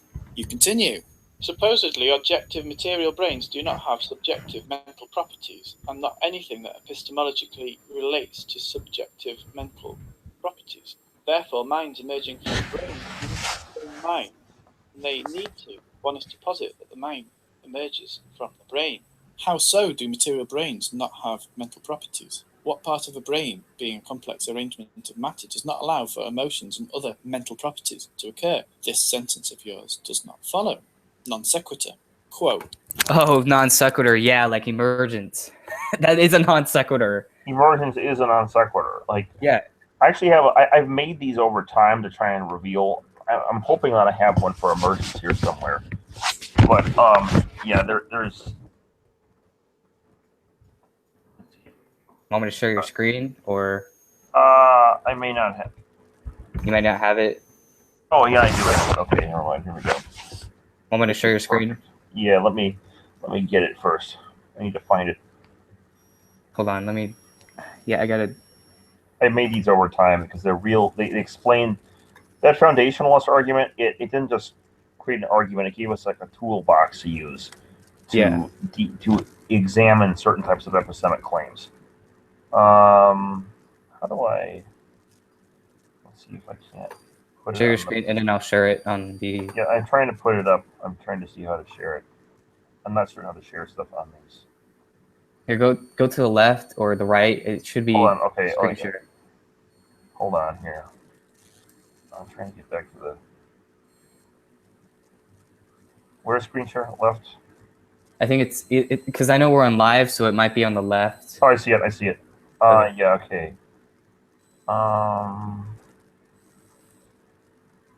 Oh, 1 second. I gotta open it now. Don't I? Hold on. So, okay, there we go. Screen share.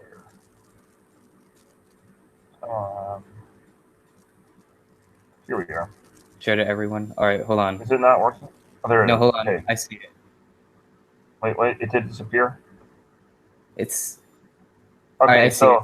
so we see here why emergence is obviously wrong. Subvenient material substrate defined with material terms A, B, and C. Okay, so there's all a bunch of material atoms. Okay, I think he would agree that neurons by themselves are not conscious agents, right? They don't have properties like qualia and subjective experience and so on, Yeah, right? it Atoms doesn't. do not have subjective experience. Unless you want to go panpsychism, but that's not really physicalism, or idealism, but that's not physicalism anymore. Want to go strict materialism, and you say there are these subvenient properties that are beneath consciousness, they by definition have nothing mental about them, nothing subjective, nothing anything else. Okay. Yeah. Now that somehow causes mental properties to emerge on the other side of the thing here, defined with mental terms P, Q, and R. But the thing is, P, Q, and R do not reduce to A, B, and C, nor are they predicted by A, B, and C. And the reason that we know that they aren't predicted by it is because that's in the definition of emergentism itself. The whole point of strong emergentism is that there are things that emerge from a substrate that are not in principle predictable from that substrate. Yeah. That is something emerging from something that cannot predict it is the definition of a non sequitur fallacy. Emergentism, I mean, it doesn't matter how many neuroscientists are saying it. If there's neuroscientists saying that, the emperor has no clothes, it's just plain false. Okay. Yeah. The non sequitur fallacy is a non sequitur fallacy, whether or not you have a field of people who don't actually even study the mind directly, say otherwise. I mean, they're not qualified to talk about that because they don't study what the mind is. They're not into it. The whole neuroscience is trying to solve the weak problem, the easy the problem. brain. Yeah, it studies the brain. The very fact that there is a distinction between the easy problem and the hard problem means that neuroscience does not study consciousness. Yeah. Because the easy problem is everything you can know from science about the correlates. The correlates don't get you across the objective-subjective gap, though. So they're number one, emergentism is definitely wrong because it's a logical fallacy. You can see it right here, the non sequitur fallacy. The mental terms do not relate in any sense to the material substrate.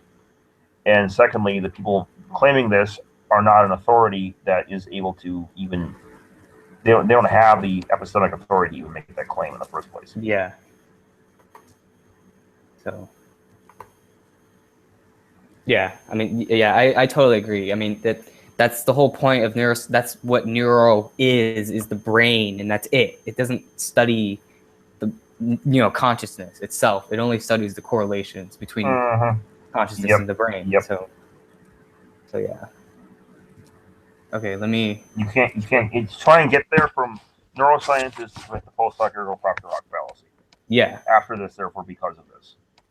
And there is no because of this here in neuroscience, because if there was a because of this, the A, B, and C on the one side of the chart would logically relate to and therefore create a because, to the D, E, and F.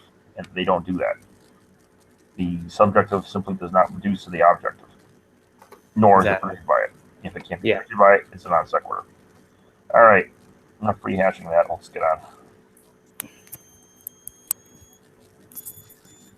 Oh, and by the way, the same thing holds regarding functionalism and so forth. Yeah, it applies to materialism itself. Yeah, like the three main theories are eliminativism, which is wrong on its face, and I shouldn't even have to explain why that one's wrong. Emergentism, which is a non sequitur, and functionalism, which is also a non sequitur. So it's basically just a non sequitur, the whole thing. Yeah, exactly. Yeah. The fact that strong emergence does not posit an explanation puts it right up with magic and the argument from ignorance. This also assumes your conclusion true, aka materialism being true, so CH is good argument for it. And saying brain damage proves the mind is emergent is also wrong because that would only show correlations between mind and brain, not the mind emerging from the brain. End quote. Emergence is consistent with the evidence. Any reading of neuroscience. No, it's not, you idiot. Sorry, I shouldn't call him an idiot. It's not Yeah. It's not consistent with it because in order to be consistent with the evidence, it has to explain the most important evidence of all, which is the hard problem, the primary evidence of consciousness. If it doesn't fit what philosophy of mind tells us about consciousness, then your theory is wrong. Okay, that's how this works. If something can be falsified, it's wrong. Okay. Now, in the case of consciousness, we're not limited to only empirical predictions. Yeah. Because the evidence, in this case, the evidence includes the a priori nature of consciousness. And since your theory that you claim to come from neuroscience, it doesn't fit the a priori evidence of consciousness, namely that consciousness is irreducible and therefore fundamental. If you disagree that consciousness is irreducible, just look at the color blue and try and reduce it into something that's not the color. Cut the color blue in half until it becomes not the color blue. Well, yeah, I mean, but materialists try to say, well, the color blue qualia doesn't exist. It's just That's but at that point, then they're not even in arguing. science. They're not even in. Not just saying not in science. They're not even in rationality land. They've gone into complete pea zombie land at that point. That's not even to be taken seriously if they do that. Yeah, I know the polymath has done that. Yeah, he's crazy. He's even worse than anti-citizen X. I know. I called you an idiot here just out of a kind of a knee-jerk reaction, but I will give you that you are mountains better than either the polymath or anti-citizen X. Yeah, I mean, yeah, we can, yeah, we can both agree that Chocolate Hat is way better than both those two. So.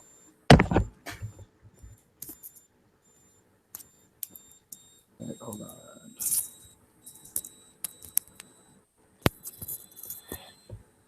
Yeah, neuroscience does not tell us anything about consciousness other than correlates, which is not what we're trying to answer. Is the hard part what consciousness is rather than what it correlates to? Yeah. So. And it's certainly not what it correlates to. I mean, that's incoherent to speak like that. And yeah, consciousness is irreducible and therefore fundamental, and so therefore that is the evidence. The fact that that is evidence. The fact that does exist, that we know that it's irreducible, is evidence right there that it's not emergent. So that's not compatible with the evidence. No, that's not neuroscience evidence, sure, but that doesn't matter because it's evidence that's more fundamental than neuroscience. It's a priori. Yeah. So. And if people don't understand that, well, that's their fault. Yeah. I mean, there's a lot of positivists that come to consciousness. Positivism, when it comes in other fields, it's irritating but tolerable. When it comes to consciousness, it's just, oh my goodness, it's terrible. Yeah. Oh. All right. Oh, sorry for calling you an idiot, Chocolate Hat. I got irritated there. It's one of my favorite headbanging issues, shall we say. Yeah. But yeah, the other materialists are way worse than you. Yeah. Anyways, let's continue. Acknowledge this fact, even if you still think emergence is not true, unless you can point me towards a credible theory of neuroscience that proposes a non-emergent conclusion, preferably also a field of physics that allows for the Oh. Yeah, let's give them. Okay, number one. Firstly, we don't need that to prove that it's not emergent. We don't need to point to a theory that shows it's not emergent. All we have to do is point to a fact that falsifies that it's emergent, and that fact is the, irreducibility of consciousness, right? Yeah. The fact that it's irreducible means it can't be emergent unless you commit a non sequitur fallacy. Because if it's not reducible to it, then neither can you predict it, and so therefore it doesn't follow. Now, that being the case, if it's not emergent, that fact simply falsifies its being emergent. You just need one fact. You don't need a theory to falsify something. You just need a fact to falsify something, and then once you find a falsified thing, you can build a theory up, a counter theory that will explain, the new evidence. It better. Yeah. Yeah. It doesn't explain the evidence that Exactly. consciousness is irreducible, because I'm looking at the color blue right now, and I can't cut the color blue down. And when I zoom in on the screen, I don't see neurons and dendrites on the screen, zapping Yeah. electric charges between each other. So, Now, I can't, because those are outside the brain, aren't they? no. Well, yeah. Anyway, Obviously. let's provide a theory. Yeah. Let's play this game, though. Let's give them a theory of consciousness. Okay, so we have the neurons in the brain, and this is something that I think idealism really has to provide a counter explanation for. It doesn't have to be a fully, proven theory, but it has to be a plausible theory to point out that, neuroscience has, there is this issue with neuroscience, right? Yeah. Why, like my grandmother had Alzheimer's, for example, I could see her consciousness breaking down as before she died, right? So there is some sense about this, right? But Yeah. we still have to explain this. So the idea, I would say, is you have your neurons, and this network of neurons creates this network of consciousness. And it doesn't mean that consciousness is emergent per se. It just means that there are, even a single mind has multiple thoughts in it that are a complex system. Doesn't mean the mentality is emergent. Just means that a mind with a lot of complex parts it's a complex whole rather than a single thing. Yeah. So, okay, so idea then is you have the neurons there, and then there is some quantum biological mechanism, and this is not determined yet, but there are many proposed candidates for this. A guy who wrote the Physics of Consciousness book suggested that there was a quantum tunneling between dendrite barriers, that's one possibility. Actually, I heard a variant of his view was Beck and Eccles, and those are actually neuroscientists, by the way. Yeah. They're very prominent. One of them had the Nobel Prize. They believe that it was quantum tunneling across dendrite barriers. That's one possibility. Then there is the possibility that it's entanglement in microtubules. That's Hameroff and Penrose's theory. That has some evidence, because we know that there are qubits in microtubules. Nirvan Bandyopadhyay proved that. And then more recently, I forget who published this, but you can probably look this up by doing a Google search. There was a discovery that rats will actually have different psychological behaviors, different psychologies, depending on whether they eat a lithium atom of one isotope or lithium of another isotope. And since lithium is the same chemically, regardless of what isotope, the only difference is in the quantum properties of the isotope itself. It has because it's a little bit, less heavier. It has a different, slightly different vibration frequency. The wave function will have a slightly different vibration frequency, and that is a quantum mechanical effect. Very similar to quantum smell. It's the same atom put in the same molecule put in the same receptor in it. It smells differently though, depending on which isotopes those. If it's made of an isotope of one atom versus an isotope of another, or the same atom of different isotopes in the same compound. So from that, they have determined that whatever is changing the rat's psychology and thus its consciousness stems from a quantum mechanical property of the lithium atom. Wow. And they're thinking something similar is the case of calcium in humans. Yeah. So that's another possibility, and some of these may overlap. Maybe it's maybe there's lithium ions inside of the microtubules, or maybe it's quantum biology is a very young field. We don't know everything about it yet, but Yeah. The point is that it's the idea then is that you have this quantum mechanical, this quantum biological structure within each neuron. It would have to be, because the brain is simply a collection of neurons. So if there is quantum biology in the brain, it's going to be quantum biology in each of these individual neurons. Yeah. And that quantum biology is producing an entanglement across the brain, between neurons, between the respective quantum mechanical elements of each of these quantum biological elements of each of these neurons, and therefore, when the brain falls apart, the mind falls apart, because the entanglements begin to decay. Yeah. And the whole notion of entanglement-based consciousness is, that's where you have quantum cognition coming in, which has very direct idealist implications when you come out with emergent space-time, and similar with a quantum mechanical version of integrated information theory or Hoffman's conscious realism.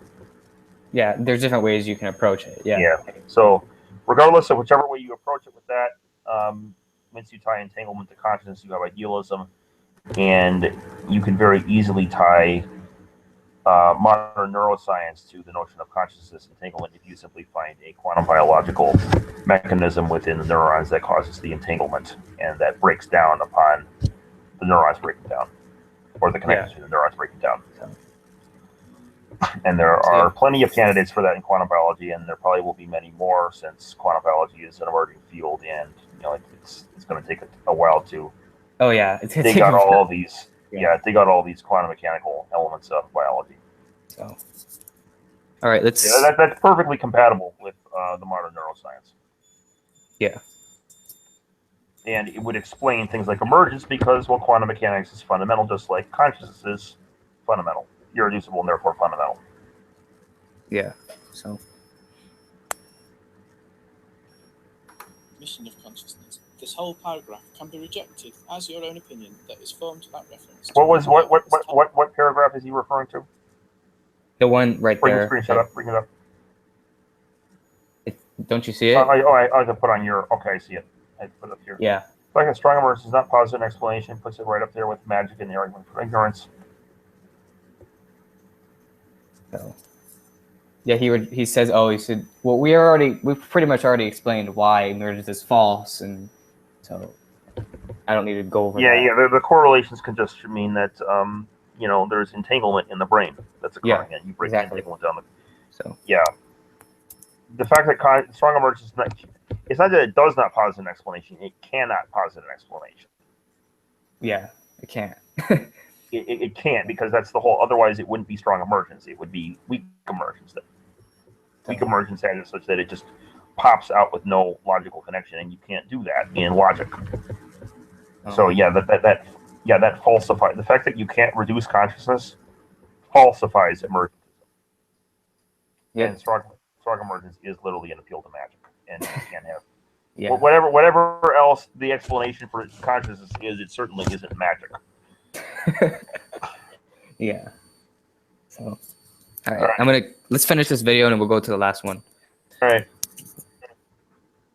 I like how you accuse me of assuming my preferred conclusion correct, thus assuming materialism being true without providing good evidence for it. Touché, sir. I am in fact taking the position that materialism is consistent with reality rather than saying it is true, and I am providing shed loads of evidence to support this position. We talk about my reasoning a priori, yet it is inspiring philosophy who is concluding God on the basis of materialism being debunked by science when in fact he cannot show that materialism has been debunked by science. That's like saying that the fossils can't debunk evolution or can't debunk creation. I mean, because you can always create another theory that puts the that force fits the fossils into exactly. So, that doesn't work. Okay, now I'm gonna give you a little heads up. Now he's gonna criticize Donald Hoffman's conscious agent dynamics. Just watch. This is gonna be so funny. All right, let's see what happens. All right, go ahead. This is you quoting me to start with. There is no evidence to suggest that consciousness comes from a field or anywhere else outside of the central nervous system.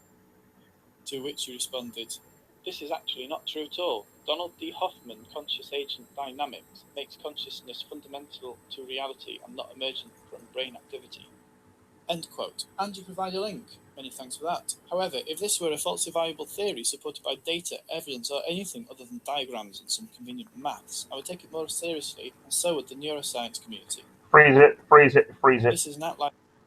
Again, the neuroscience community does not study consciousness. They study the correlates of consciousness. Yeah. Now, there is no evidence that a central nervous system exists as a physically real thing in the first place. Yeah. We've already shown materialism is false. We've shown that space is an illusion, and therefore everything in space is an illusion, including your brain, which, if space is an illusion, your brain can be nothing more than the equivalent of it's an avatar. It's a computer game avatar.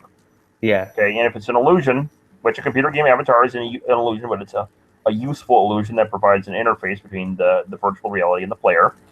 Yeah. It's not that it's just an illusion with no function. It has a function, which is that of an avatar. The consciousness is not.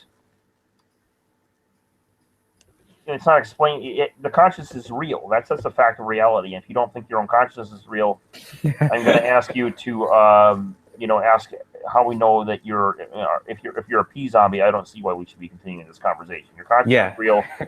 Your central nervous system is an illusion, as is everything else in the material world.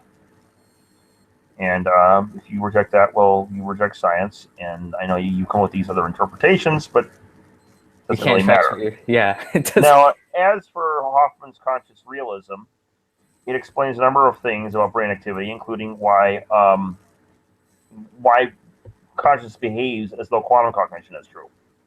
That's why when you go to the freezer to pick between vanilla and chocolate, you waffle for a few seconds rather than instantly compute which one you're going to pick. And secondly, Hoffman's model is a better theory simply on grounds of what it's able to predict. I mean, even without the new things that would predict, there are simple things that it predicts, such as the exact mathematical derivation of the wave function. No other theory of quantum mechanics has done that, and a theory which explains why a theory is true is better than a theory which simply posits it as true and then takes it for granted, right? Yeah. And not only does it do it with quantum mechanics, it does it with relativity as well. So it's a stronger theory. It explains more with less. And it solves a hard problem which neuroscience simply does not and cannot. So any physicalist model of neuroscience is automatically falsified by the fact that the hard problem. The fact that we can conceive of zombies falsifies instantly. And you're going to say maybe that's not empirical data, but it doesn't have to be because we're studying consciousness. We have to take care of both the empirical data and the a priori data that tells us what consciousness is. Yeah. The consciousness is not only third-person thing; it's a first-person thing as well. So Hoffman's conscious realism explains vastly more with less, and we don't need the neuroscience community to support us on that. They can if they want, but they don't need them to because they're simply not an authority on consciousness. Yep. All right. Next. Hold on. Conclusions are not based on data. It's merely postulating an idea, and one that is not testable, not falsifiable, and not accepted within neuroscience. Both you and inspiring philosophy rely heavily on outlier studies and unfalsifiable hypotheses. Explain to him how he plans to falsify emergentism. How would you go about talking about let me ask you, let me put this upside down. How would you falsify emergentism? And literally, it's a magical explanation. We don't know how. Literally, what it is, we don't know how the brain will produce consciousness. So therefore, the brain produces consciousness. It's got other gaps, but the thing is that what it's not even explaining it with a god. It's explaining it with gap of the gaps or something. It's the thing that you can't explain. You say you can't explain it. You say explains it essentially. It's magical. Yeah. And if you can't falsify magic. I mean, I could say that my fan next to me produces consciousness. Yeah. How could I possibly tell? You could say the neurons correlate to consciousness, but that doesn't tell us. I mean, that's compatible with all kinds of theories. That's compatible with. You could say it's compatible with strong emergence. It's also compatible with panpsychism. It's compatible with various forms of supervenient dualism, property dualism. That's compatible with all sorts of theories. It doesn't explain which one of those is true. Exactly. Emergentism is not a falsifiable claim. So. And it's a non sequitur magic deal. Yeah. So whatever the answer is, it's certainly not. And if you have a whole field of neuroscientists who pretend that their expertise extends over into philosophy of mind, it doesn't mean it actually does. And number two, if the entire field is saying something insane that they are out of their, jurisdictional bounds to say, if they're not experts in the field of consciousness, they're experts in the field of correlates of consciousness. If they say something crazy, there's no reason to believe it. Exactly. Say something crazy that's out of their field, even if they pretend it's in their field. I know they're going to pretend it's in their field, it's not in their field. fringe scientists, or of scientific ideas that are meant to be tentative, other times going all out against a scientific understanding of the subject, all as evidence to support your claims, which are, let's face it, positive and absolute claims. Right, lastly, for this instalment, you comment on my sentence when I say there have been studies of self-awareness in other animals. ... The further away from humans you go, the more you have to expand the definition of consciousness to fit the observations so much until the word becomes meaningless. Well, I don't You see go why on. animals couldn't be consciousness. How does your mind is emergent? Wait, what? There have been What did you studies say? of self-awareness in other animals. The further away from animals you go, the more to expand the meaning of consciousness to fit the observations such that the word becomes meaningless. Yeah, that's what he said in this first video. That's what the mind is emergent from brain. Okay, Well, it doesn't. I Yeah. don't see why animals don't. I've always assumed animals were conscious. They didn't maybe have the exact same kind of consciousness we have, like intelligent consciousness, but they had definitely had Yeah. consciousness. And Yeah. even you can take that down to a very small level, like protozoa will react to their environment in a way that they're motile. They can move around. They can. Now they're going to have really advanced, to say "I think, therefore I am," or No, they're even not. recognize an image in an environment. No, but No. they are apparently conscious of their environment in an extremely rudimentary way. Yeah. Uh-huh. They're having little bits of percepts, and they're reacting to those percepts. Like another thing that says when you see some instinct in that they have a network of cilia basically that they quote think with, Yeah. and that network of cilia will react to other multiple stimuli at once that would be perceived probably as conscious percepts, very rudimentary conscious percepts, but conscious percepts nonetheless, much like we see things or smell things. And based on that, they'll combine those, and that's danger, move away, or that's a mate, move closer, or that's food, move closer. Yeah. And it's all very instinctual, and it's probably kind of a trance-like level of consciousness, very autonomic, but it is still rudimentary consciousness nonetheless. Yeah. Okay. I think we made. Yeah. All right. Let's try to finish this video, and then we'll go to the next one so we can get this over with. Because Okay. Yeah. A while. All right. Finish it. All right. How long is the next? Oh, I won't even ask how long the next video is. Go ahead. Brains. It doesn't, and I don't remember us having to change the definition of consciousness. Animals have consciousness like we do, and this is not a problem for idealism at all. Maybe I did not express my argument very well here, for which I apologise. I'll rephrase. Different animals express different levels of self-awareness. Animals with bigger or more complex brains tend to show more self-awareness, as far as I know anyway. This is what you would expect to see if consciousness was emergent from brain activity. Yeah. Again, and it's also what you would expect to see if idealism was true or panpsychism was true. Exactly. So it doesn't mean anything. It doesn't. The more complex the brain, the greater the level of apparent self-awareness.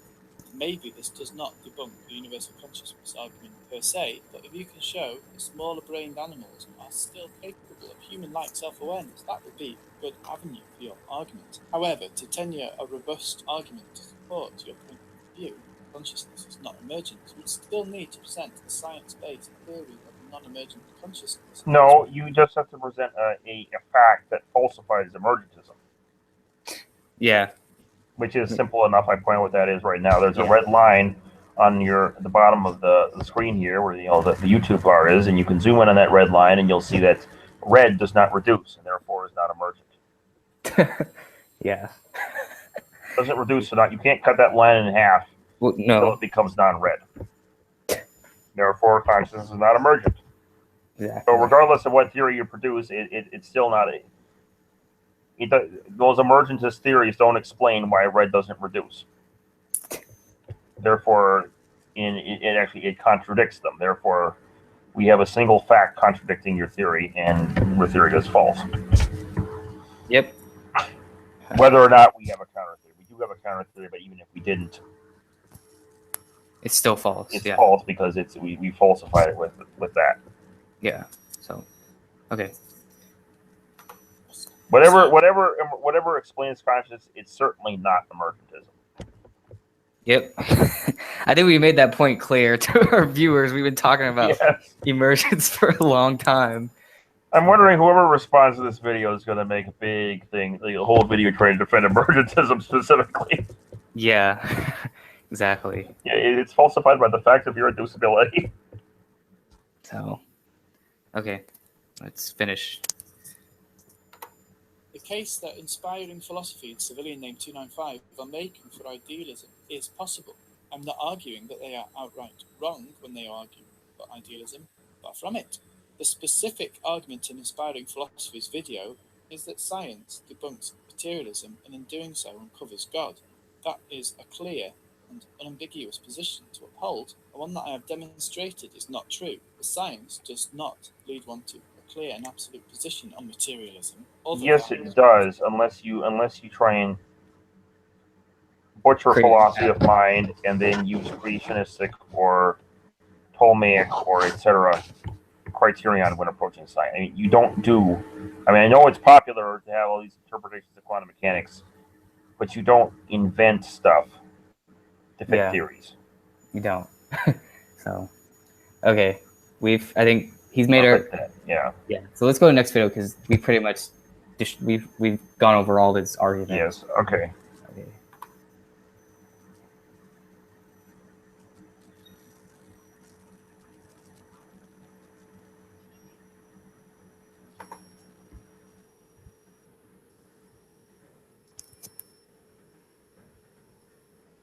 Los Trigiformes. Let's get straight back into debunking the debunk of my debunk of inspiring philosophy. Which we are now going Sorry, to guys. debunk. I can get away. What? Which we are now going to debunk. Yeah. Let me see here. So we're debunking his debunking of your debunking of his debunking of inspiring philosophy's debunking of materialism. Yep. Oh my God. Here we go. Go again. Here we go, ladies and gentlemen. Debunking of a debunking of a debunking of a debunking of a debunking. Enjoy civilian name 295's blog post, which is linked in the description, a section to which address parts 2 and 3 of my written videos. First point to address here my criticism of assumptions made by inspiring philosophy, namely that because it is possible from physics that realism will one day be shown to be violated, therefore materialism now has been debunked. This is false, and it's important to remember that I'm not making a case for realism, I'm demonstrating that realism or materialism have not been debunked. This subject is one of the unanswered questions. Realism has been debunked. You see it in physics news. There was the whole quantum physics says goodbye to reality. It was published in Nature. Oh, but right. Oh, but we can go to Bohemian mechanics and all the other interpretations. Yeah, we can go to creationism mechanics and Ptolemaic mechanics and debunk that. I know. All right. Yep. If realism is proven to be violated, which is not the case currently, all that we would be able to say for definite is that there are no hidden variables of any sort. We would not be able to jump to the conclusion that consciousness creates matter, or that a God has us all as matter. All right. Fair enough. I'll give him that right now. Chocolate, I'll give you that right now. Yes, if materialism is false, which it is, realism, those experiments themselves falsifying realism do not get us to consciousness causes collapse, or consciousness is fundamental, or God exists, etc. And that much is true. All it does is debunk materialism. So I will give you that. There are additional reasons from, there's more in physics that's related to the whole immaterialism topic. Immaterialism I use that word to cover both materialism being false and idealism, and anything related to that, anti-physicalism, etc. But insofar, yes, you are correct. That just gets materialism being false. So, yeah, I think we can agree with him on that. In itself, yeah. In itself. All right.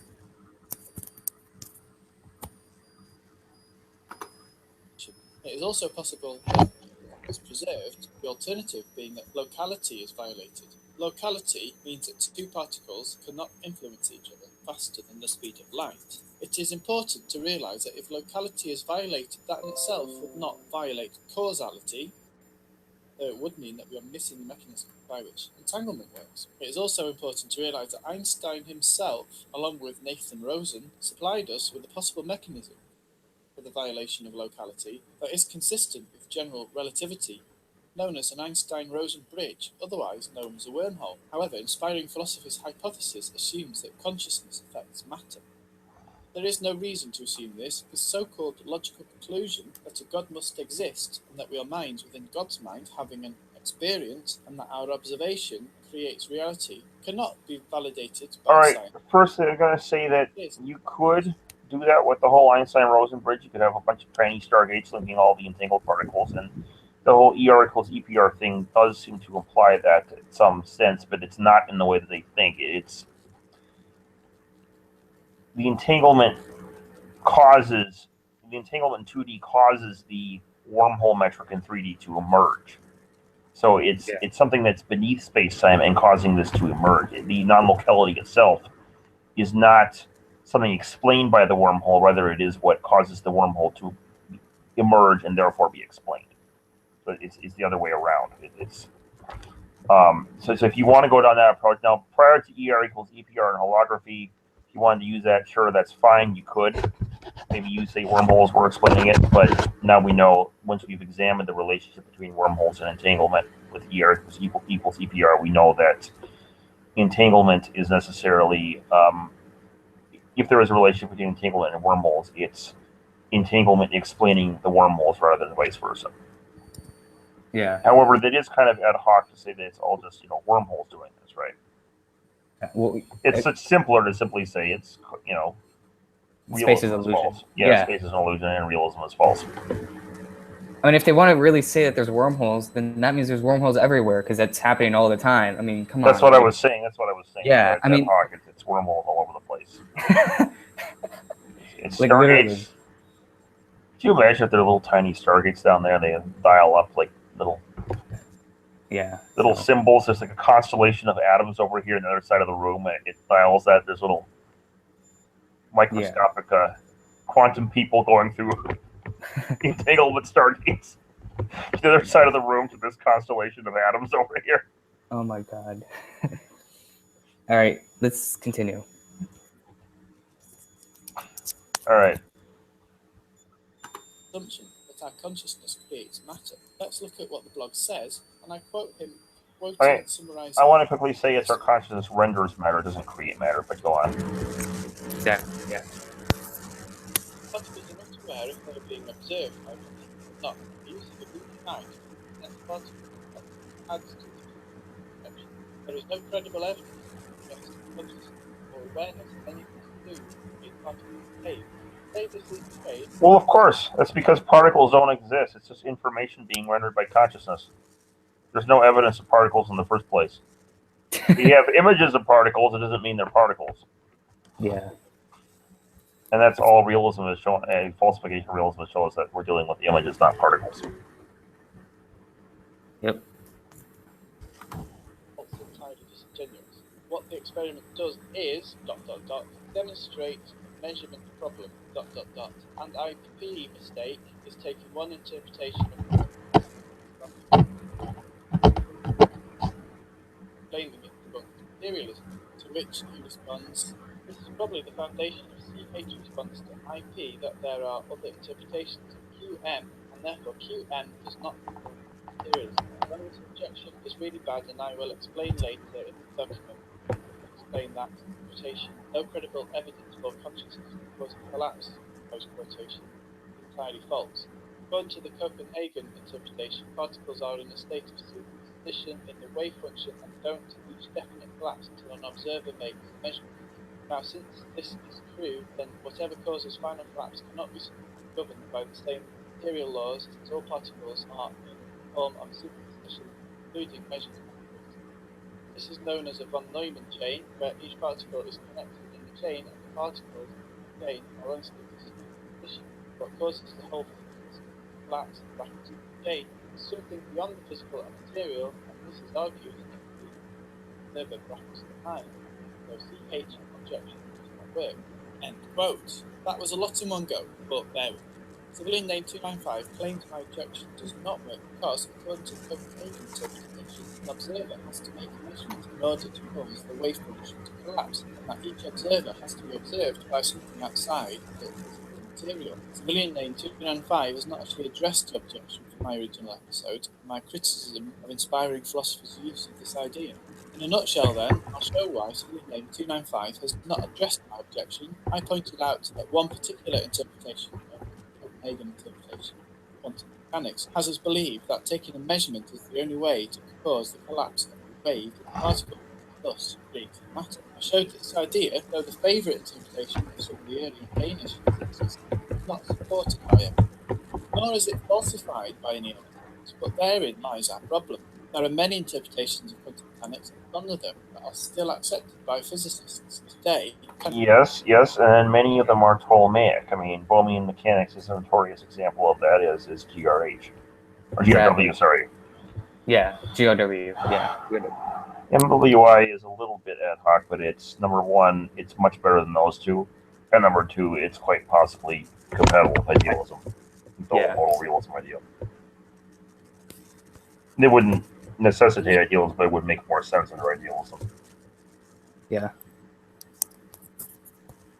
Verified nor falsified by evidence. Inspiring philosophy's conviction to one interpretation of quantum mechanics to the exclusion of all others cannot be accepted as true and serves only to make him look either ignorant of the other interpretations or willingly deceitful, because he does not make it clear to his audience that this position... Well, no, that's because that's just quantum mechanics. I mean, you can make all these other interpretations if you want, but that was the original interpretation and the simplest interpretation. And it still is the best interpretation. I mean, he's presenting it as the physics. That Copenhagen or Copenhagen-esque theories, okay, maybe digital physics, etc. That category of theories is the default position. So yes, these other interpretations exist, but it's the default position. Yeah. So. Okay, I mean, until proven otherwise, that is what the physics is telling us. And this whole interpretation thing, would not have been taken to the degree it has been taken with these 90 bazillion interpretations and so many of them being ad hoc, if this was anything other than quantum mechanics.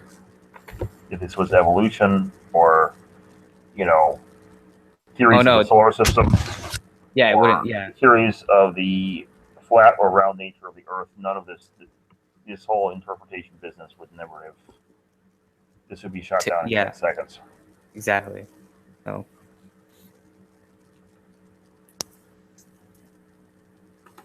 The Copenhagen interpretation turns out to be true. Yet another huge and unsupported assumption made by inspiring philosophy is that consciousness itself, rather than a physical measurement, causes the wave function to collapse. This position is untenable.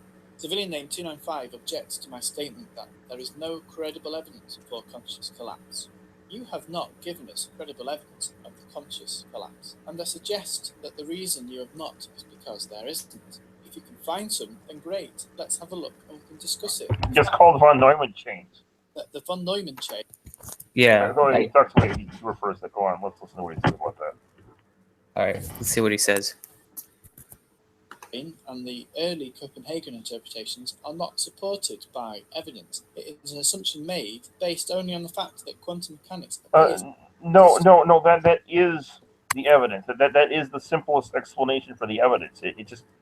It takes Copenhagen is quantum mechanics. It takes, I mean, the other things are quantum mechanics or maybe compatible with quantum mechanics as well, but that is simply The thing about Copenhagen that makes it different than all the other interpretations, or maybe if you prefer the Copenhagen class of interpretations, because there's, some that are not actually Copenhagen per se, but they're in the same field, the same class.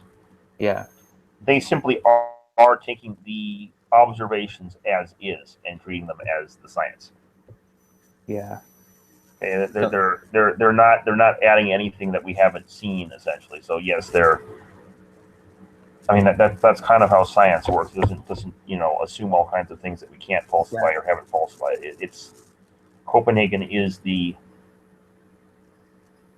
standard, and some of these are very. I mean, I haven't looked at that paper with GRW, but I'm suspecting it's going to be. Yeah, it's really bad. Really bad. But Bohmian mechanics. I mean, Bohmian mechanics is awful. I could do a whole video explaining the multiple ways in which that is a very terrible interpretation. It's wrong on so many levels. It's like layers of wrongness. and it doesn't fit with the physics at all unless you make the theory completely entirely ad hoc. Yeah. And you're saying GRW is even worse. So like, yeah, you can't. It's not compatible. That's my opinion. Yeah. Yeah. I mean, you can check yourself, but I think it's worse. But that's Yeah. just my opinion. But we'll see. And Copenhagen just simply is quantum mechanics. I mean, Yeah. you can make other stuff that will be compatible with it as well, but you can make any theory compatible with anything If you really wanted to. Yeah. you want to add stuff into it and twist it around and so on. All right, let's continue. Vincent, to you, but let me also point out that quantum mechanics is equally consistent with other interpretations that are based on realism, which was the original point.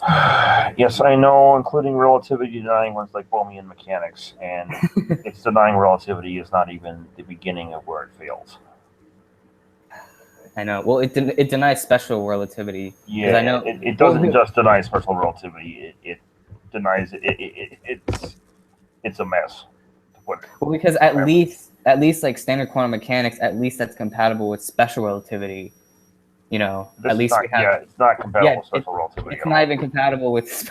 So, yeah, it's and even insofar as it's not like it has to assert it's not even compatible with the goofed up form of special relativity. It has to assume, it has to specially plead an exemption from the already ad hoc view of relativity it holds to. You have to hold the Lorentzian interpretation, and then you have to make a special pleading case that Bohmian pilot waves don't even apply, that Lorentzian relativity doesn't even apply to the pilot waves. So, exactly. And that's just the relativities, and we haven't even gotten into how it enables the superposition principle, or how it messes up the whole notion of the choice of the experimenter. So, okay, let's continue. Civilian name 295 is merely repeating aspiring philosopher's argument without addressing criticism of it. Next, civilian name 295 addresses the Everett theory, or many worlds. Again, he repeats the assertion that many worlds falls foul of Occam's razor. However, I'll restate my objection to the argument. Many worlds explains quantum mechanics mathematically, and is the simplest formulation of quantum mechanics. Occam's razor alone cannot debunk it. No, because of the Born rule. It's a mess with the Born, and the Born rule issue is a bigger deal than it looks. Like it's not just that you have to explain probabilities that are other than 50-50. Yeah. You have to explain the transition. For example, let's suppose that you have let's see here.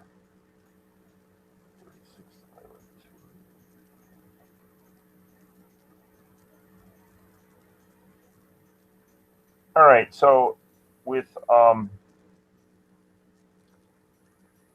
say you have a 1 in 136 probability, okay? Okay.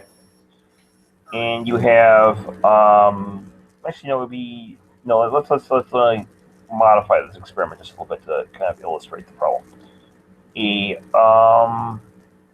That'd be 30. Okay. Let's suppose that we have 4 equals a 4 worlds. You have to have, like, say it's a 4 in 146 probability of something happening. Okay. Okay. Well, that reduces to 1/34, right? 1 world it's this way, 34 worlds it's the other way. Okay. Yeah. Now it skips across and it hits 1. It has to change though. We have 3 and 130. It decays a little farther, and the probability now decays into 3 and 137. Okay. Well, there's a problem. You can't divide 3 and 137 are both prime numbers. It means you have to go from from 35 worlds to 140 worlds right off the bat. Okay. Yeah. It spikes. It's a 4 in 136 probability. You only need 35 worlds to account for that. You divide 136 by 4 and 4 by 4, and you get 35 combined. Okay. 33 and 137. All of a sudden, you have to spike, and you have to have a mechanism in the world, the thing that generates new worlds, the world splitter. There has to be a mechanism that's able to find the set of all prime numbers. We don't even have an equation which we don't even know how ad hoc that would necessarily be, because we don't even have an equation yet that's able to describe locate all prime numbers in existence, right? Yeah, we can't. We can't And do then it. after that, it gets to a 2 in 138 probability. So that's 70 worlds. Suddenly you need 70 worlds. It spikes back up to 7. It actually has to drop down rather now to from 140 worlds to only 70 worlds. So you have to have something that's going to spike your world count up from 35 to 140, and then not only do that, but it also has to factor all prime numbers, or be able to locate all prime numbers in the whole spectrum, right? Yeah. Going on to infinity. And then on top of that, it has to be able to have something that's able to snip a bunch of worlds away when needed. Have to cut out, make 70 worlds disappear to fit the probability count. And you could have extraneous worlds, I suppose, but what's the difference between extraneous worlds and you're not able to find theory then if you don't cut the other worlds out because it's a undefined world count. It could either be 140 worlds or 70 worlds. And some of those worlds would be identical, and it is, how do you distinguish each other when they're essentially the same world, the exact same world with repeated, cloned essentially 35 times or 70 times or give me 33 times and 69 times. But yeah, how do you? Yeah. You can't. You just can't. Oh, can Yeah. you see my screen? I mean, can you see the video from your screen? No, put it up. Oh wait. Yeah, I see your icon. I'm trying to go. I'm on YouTube right now, but I can't for some reason. It's not. It's only showing your face, but it's not like showing the actual video. I don't know why. It's kind of. Well, let me. Something's not right. Let me try to fix it real quick. If I can't, then I'm just gonna have to. All right. See. Screen share. Okay, can you see it? Not quite. I see. What you're screen sharing now is the image of my icon talking to myself, essentially. Okay, you see it now? Yeah. Okay, hold on. Let me go in YouTube real quick just to double check. I'm doing it through my phone so I can kind of watch myself. Okay, now I don't know. It's still broadcasting, but something happened. The video's not playing. Yeah, it's not playing. You just click on the video and make it play.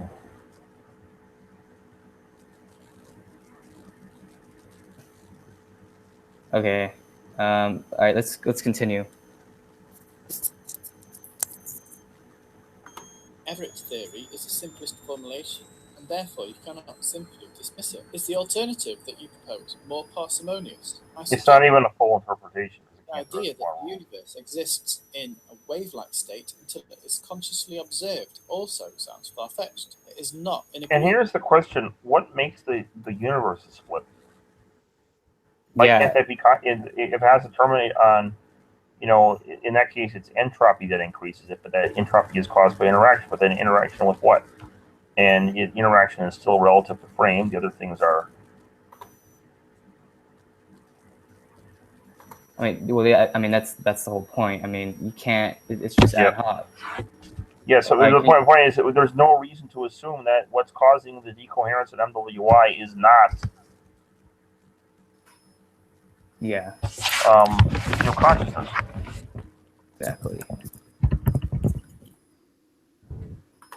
In fact, I put it to you that any interpretation of quantum mechanics in pilot wave theory, like the de Broglie-Bohm model, will fall foul of Occam's razor way of addressing this issue. No one is arguing that quantum field theory is wrong because it violates Occam's razor or the law of parsimony. Quantum field theory is often credited with being the most accurate theory for making predictions about nature. Many worlds implies a very similar thing to quantum field theory, that all possible trajectories of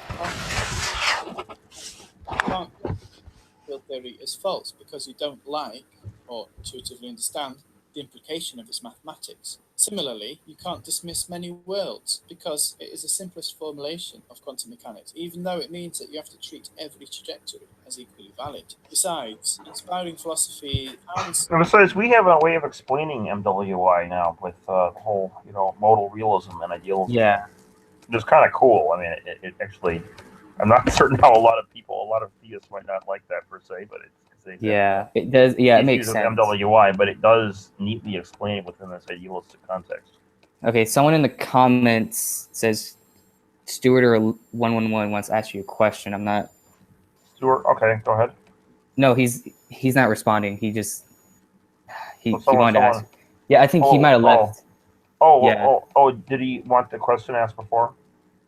I don't. He wanted to ask you a question, but he didn't tell me what the question Is he was. still there?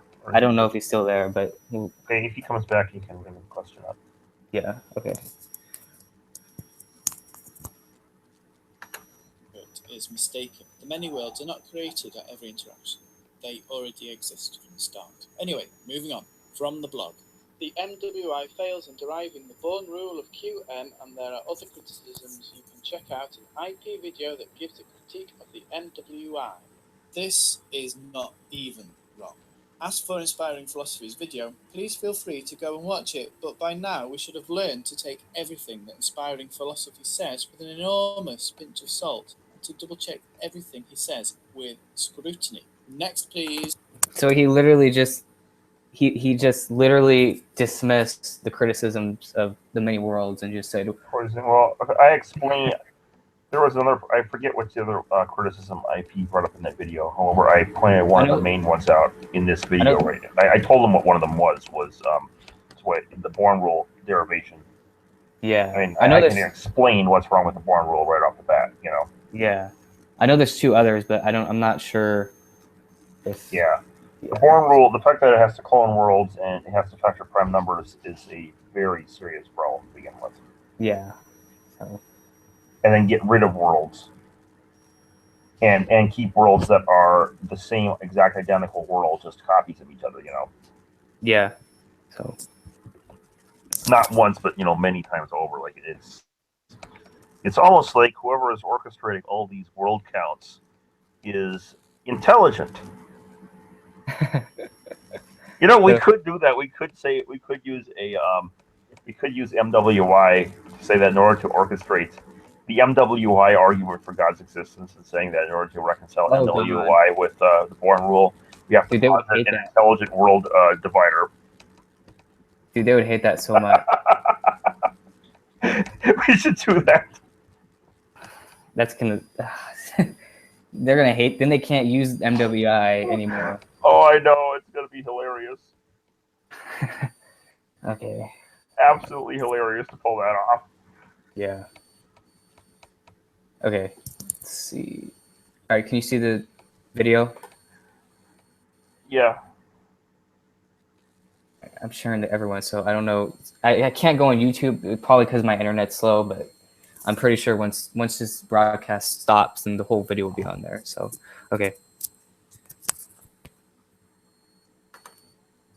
Let's consider Bohemian mechanics. One of my favorite blunders that civilization. Okay, so mechanics. Yeah, you do screw that up. You have to call it Bohemian.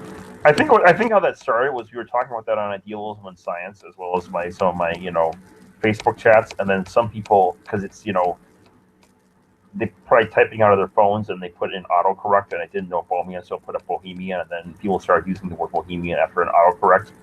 Yeah, it's kind of funny that mistake I think literally came from an autocorrect.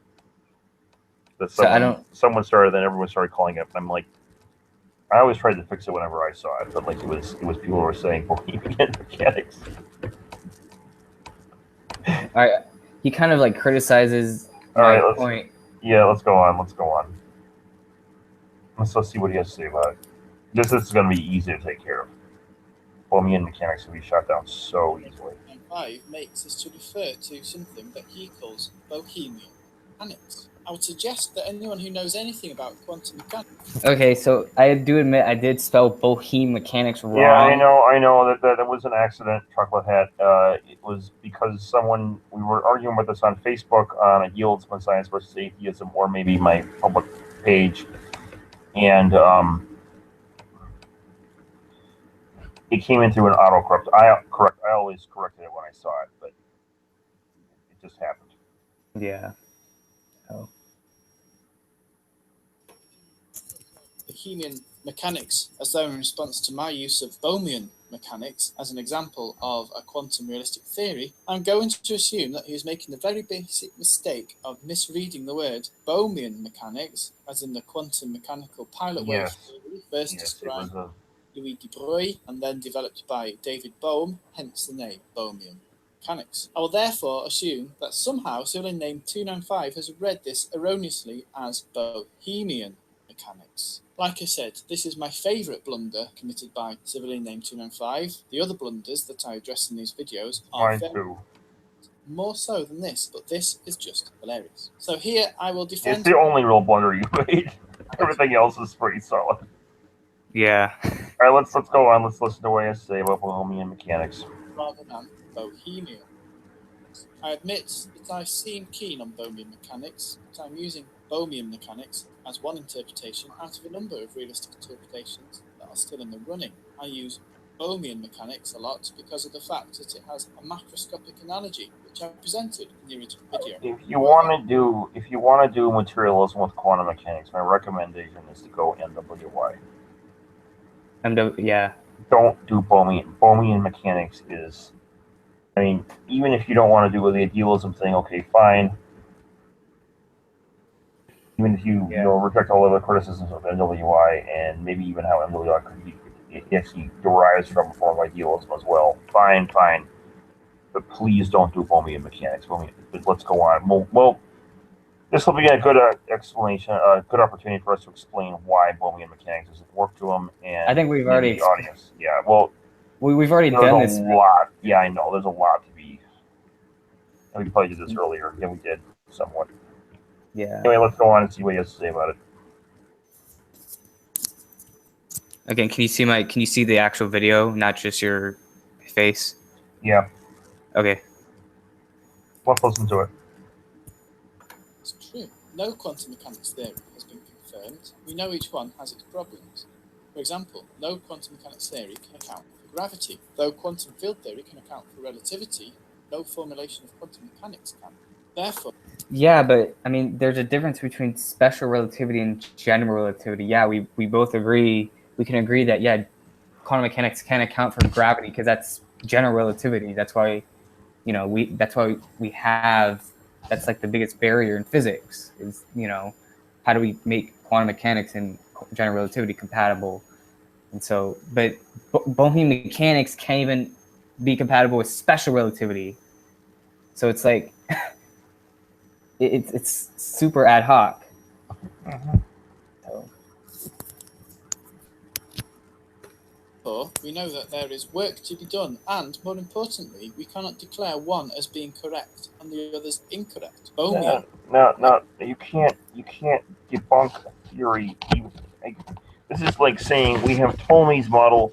We haven't even finished explaining, put together how it explains Copernicus' data first. We're not even there yet, so we can't say Copernicus is debunked Ptolemy because we haven't yet come up with our ad hoc explanation for it. Yeah. And I've seen the William Lane Craig guys do the same thing. I have no idea whether or not Bohmian mechanics is terrible. And they've actually seen them say it's not a complete theory yet. And IP was like, yeah, well, an incomplete theory does not, falsify a complete theory. Exactly. Hold on. Let me. There. Okay. Let me restart this.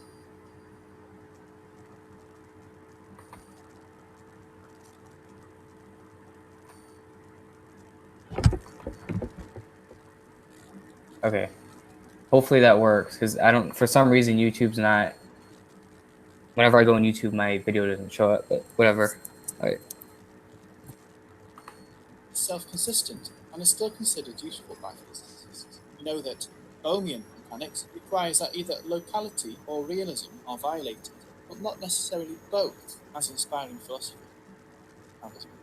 You know what else violates locality? Quantum entanglement. This is a phenomenon that has been tested and verified repeatedly in experiments that inspiring philosophy as described in his video and is Yeah, heard but again. it doesn't violate in a way that violates relativity as well.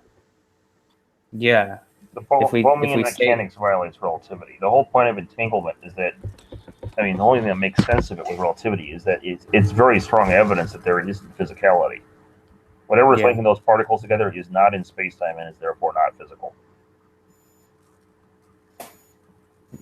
Well, I mean, if you want to make, it compatible with relativity, then you just say that space doesn't exist and it avoids the whole problem. But of course, the Yeah, material. that's not compatible with materialism, though. So it's Yeah. they don't You like can't- that. Matter requires space, no matter. Exactly. So, Whatever is linking entanglement together is not in space. yep. Either that or it violates relativity. Yeah. Okay. Let me see. Okay.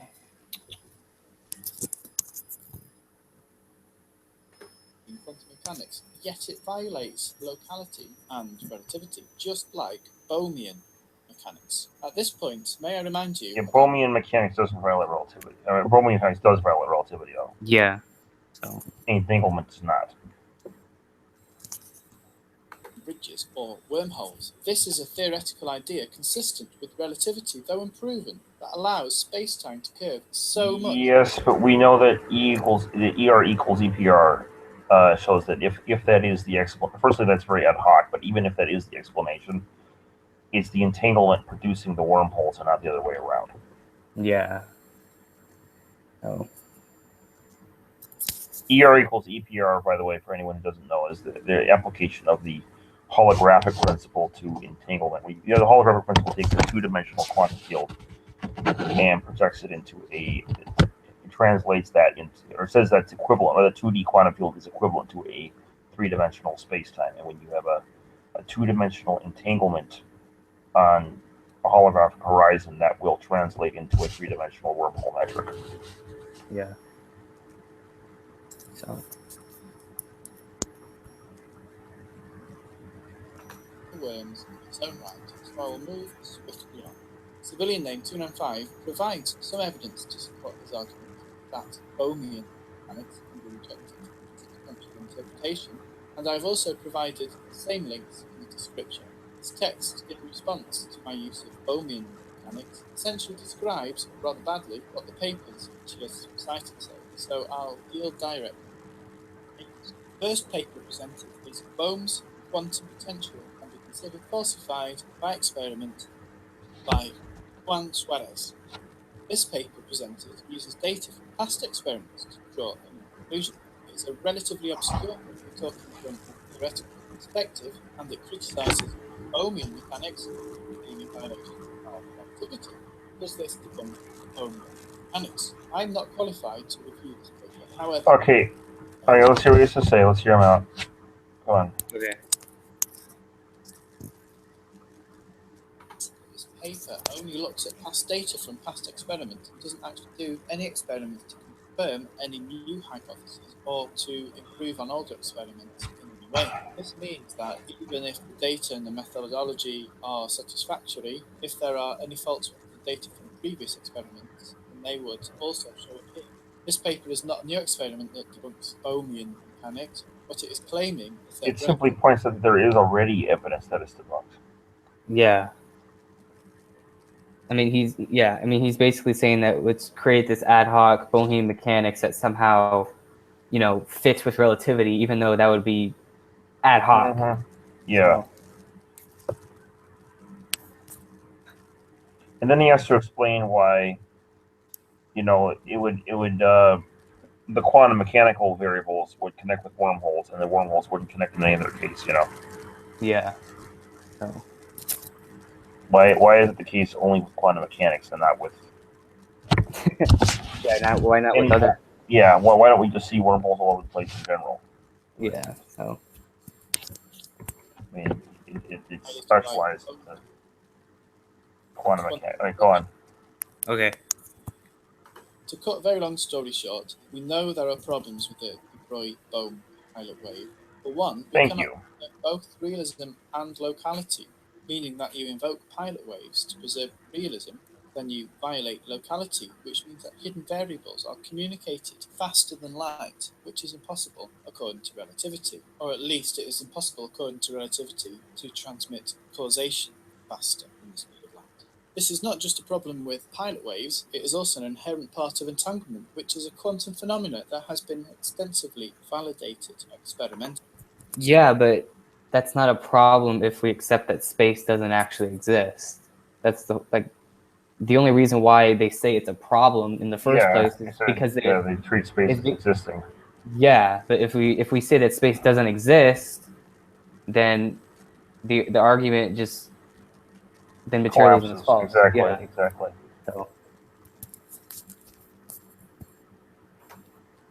This does not debunk Bohmian mechanics, it means that the debate is still open and more research is needed. The other problem... Oh, okay. So more research is needed to complete, like, let's say, a flat Earth theory that can account for all the evidence that. Yeah, exactly. There's no reason to do that. I mean, you can make all these research programs up to fit any data points with any preconceived ideas that you want. I mean, it doesn't mean that there's any motivation for doing so.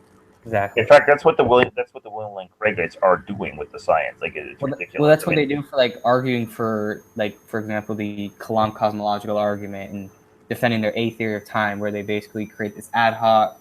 Yeah, well, they go to the Bohmian mechanics, so it gets really ridiculous. They add in, it's not just the QM. Like atheists, the Lorentz stuff. It's like atheists and Christians are using pseudoscience to defend their arguments. Yeah, it's the same pseudoscience. Is the funny part. Oh yeah, it's the same. All right, atheists, you officially pulled the William Lane Craig here.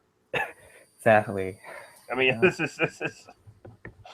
I mean, I do respect the guy. He's got really good stuff. It's just that his physics is really bad. Oh yeah, I agree. All right, I'm going to continue. You come across when citing this paper as a refutation of Bohmian mechanics is that we can see that this paper is not well cited. This suggests that the paper has not been accepted by the physics community as. That's not an argument. I know. It's an argument for popularity, but the point is that we don't even need the paper to point out the problems. It's just false. And the paper was a very trivial thing anyway. It was just point out that it's already been falsified. But of course, it's not like going to be cited well because it's something that most physicists already know that. I mean, most physicists outside of the atheist community and outside of the William Lane Craigite community know that. It's ironic how they ended up on the same team in that, isn't it? Yeah. I mean, it's actually quite hilarious. The dualists and materialists ended up in the same camp when it came to that. Using the same pseudoscience to defend their argument. Exactly. Exact same pseudoscience. It's not even like different pseudoscience. Yeah.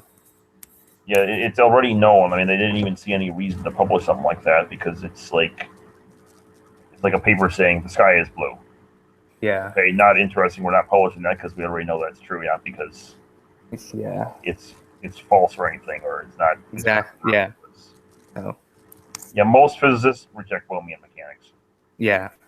There are a handful of famous ones that people will pick out, but you talk to, that's the William Lane Craigites do that. They'll say that, well, you have to, like, all these physicists say, like, and there's many more where that could, like, okay, sure, that's all fine. You cited, 15 physicists there. That's great. I've got a phone book from the American Physical Society, like a phone book of all the physicists in the country. I mean, it's probably not anymore because it's, over a decade old. But there's like 75,000 names in that book. Or maybe 40, I forget. It's many tens of thousands of names in that book, and I'm sure most of them are going. I'll give you a whole ream of tens of thousands of physicists who just call Sean Carroll. Sean Carroll would not go. Yeah, Sean Carroll would know better than Bohmian mechanics. Yeah. So. All right, let's continue. All right. Work. Next, much the same applies to the next article called Bohmian Mechanics Contradicts Quantum Mechanics by Arnold Neumeier. Again, it is a relatively obscure paper talking from a theoretical point of view. These papers are not conclusive. They show problems with the de Broglie-Bohm model as it stands, but without a body of evidence that can be scrutinized and without experimental data that can be repeated. We already have the experimental data that disproves it. It's called the Michelson-Morley experiment. Well, wasn't that the experiment that falsified the quantum potential anyway? No, it is. Yeah, they include that, but I'm saying the standard one did that. This relativity. Oh yeah. I'll give you something else that falsifies Bohmian mechanics. Yeah. The What? D-wave quantum computer Oh yeah. Well, doesn't have the you've seen. superposition principle. Yeah. Well, I know some Boheme have cited. There's like one paper that tries to argue that Boheme mechanics is compatible. That's completely insane because the entire premise of Bohmian mechanics is Yeah. precisely that it does not have a particle in two places at once. Yeah. Well, quantum computing uses particles, and not waves, not superpositions of waves. It uses particles in more than one state at once to do its computing. Yeah. So the whole So notion, it's crazy. We have operating stuff that's working on the fact that Bohmian mechanics is false. Yeah. So, all right, let's move on. One person's point of view, and they criticise a currently incomplete formulation of pilot wave theory. Oh my God. Incomplete. Oh, okay. What did he say? He said, did you hear what he says? Like he said that he criticized a incomplete model of incomplete formalism of Bohemian mechanics. Why is it Okay. incomplete in the first place? Yeah. Why is it competing with quantum mechanics when it's not even a complete model in the first place? I know. It's if we already have quantum mechanics, standard quantum mechanics, and it explains I all have the a thesis evidence. I haven't come up with yet. You haven't heard my counter thesis yet because I haven't come up with it yet. Oh yeah. Oh my God.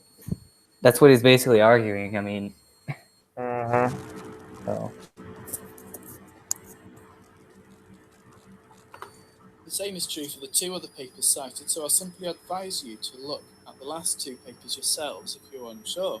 The problem with citing these papers in your attempt to show Bohmian mechanics being a possible interpretation of quantum mechanics is that they don't rule out pilot wave theories altogether. They simply point out problems with the current formulations. It's because the current form. This is exactly what the William Lane Craigite fans are doing. It doesn't reject all Bohmian mechanic models. Yeah. And so they're going with like, oh, let's invent this new one over here. This will fit. Like, where's your basis for assuming this? Oh my! He's just assuming materialism, and then that he's literally. It's stupid. Dualists do the same thing. Yeah.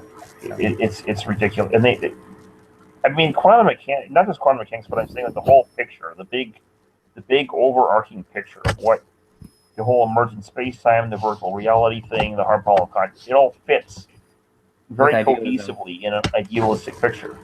But it does not fit. It doesn't fit. Yeah, you have the quantum mechanics isn't. You have to make a very ad hoc model of quantum mechanics, and you have to make a very ad hoc model of the mind. I mean, emergentism and functionalism they don't fit with anything from philosophy of mind. Yeah. They're shoehorned in. They sound like complete non sequitur nonsense too when they're stated. Yeah. Like all they're doing is getting post hoc stuff. They've done nothing about the mind, have said nothing about the mind whatsoever.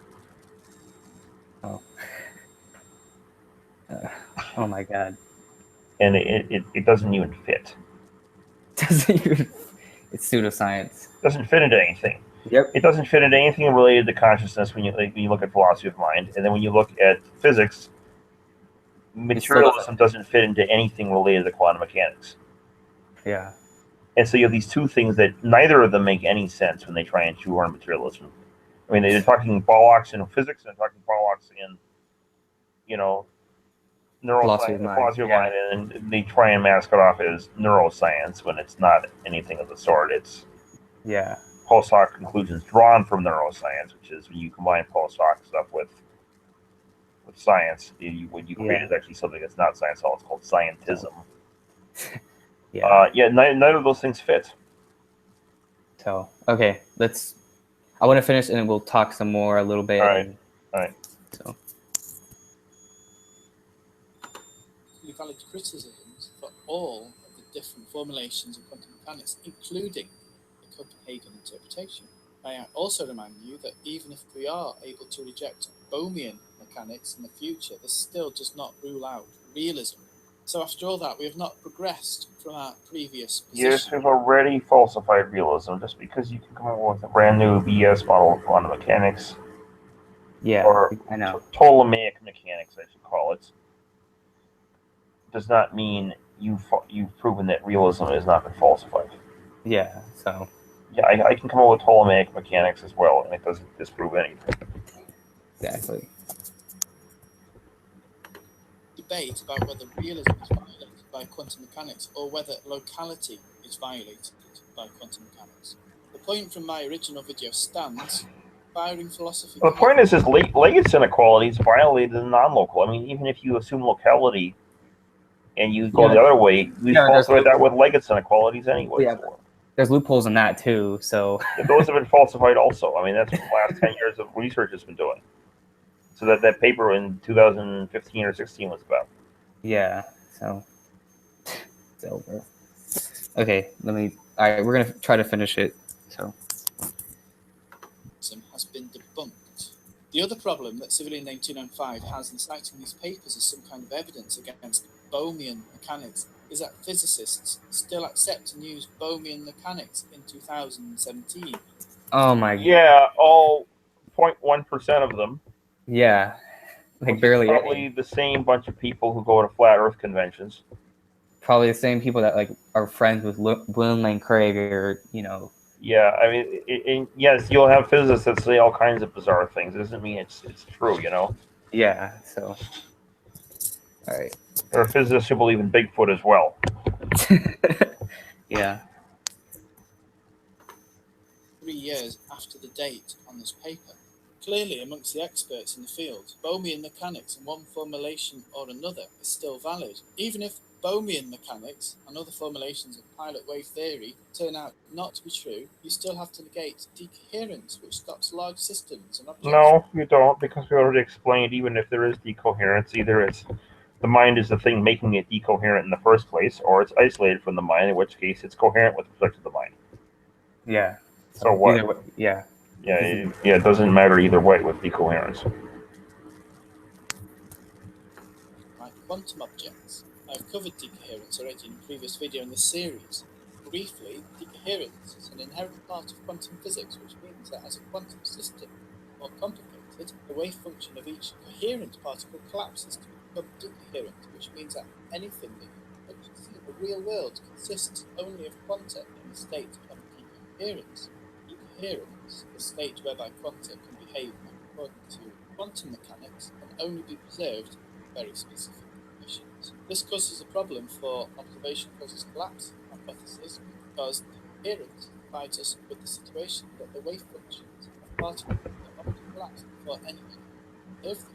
Another problem that civilian name 295 and inspiring philosophy have is that Everett and Roy Bohm formulations of quantum mechanics are only two out of many different formulations of quantum mechanics. There are spontaneous collapse theories. Yes, I know, and the spontaneous collapse one has problems too, because the whole notion of it being, I mean, how is Schrodinger's cat going to be in superposition if it spontaneously collapses? Yeah. I mean, it kind of contradicts the whole notion of measurement causing collapse. Yeah. It's not going to really solve the problem. So. And then the rest of this is you can make interpretations ad infinitum. That doesn't mean that that doesn't mean they're right. It doesn't mean they're right. I mean, you can make epicycles ad infinitum, the Ptolemy's model. Yep. So it doesn't make it right. It just means you can fit it. You can shoehorn it into that in with the data. Yeah. You want. Okay. Realism theories that neither inspiring philosophy nor civilian name 295 which debunk. The existence of these and the many other theories of quantum mechanics means that inspiring philosophy cannot demonstrate that materialism has been debunked, and civilian name 295's attempt. Yes, just like we can't prove that the Earth is round, or that the Earth is that the Sun is the center of the solar system, or that animals evolved over hundreds of millions of years. We can't prove those things because there are these other theories that possibly fit. You know what? There may have been aliens that came to Earth and actually planted various species here and kind of like upgraded the. So it wasn't really evolved. It just looked like it evolved because they were like genetically engineering. Oh yeah. Like they took a Troodon and they genetically engineered it into a bird. That's a theory. Oh yeah, That's a theory. Yeah. And there's another one that says that it wasn't aliens per se; it was robots sent by Lord Xenu that did it. Yeah. That could also have been true. So we can't prove that, and so therefore we don't know if evolution is really true because it could have been Lord Xenu's robots that came in and engineered the animals here on Earth.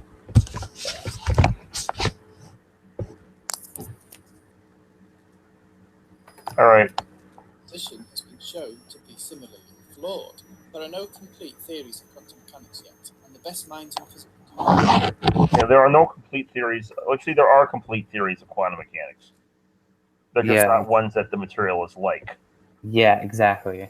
That's the whole point.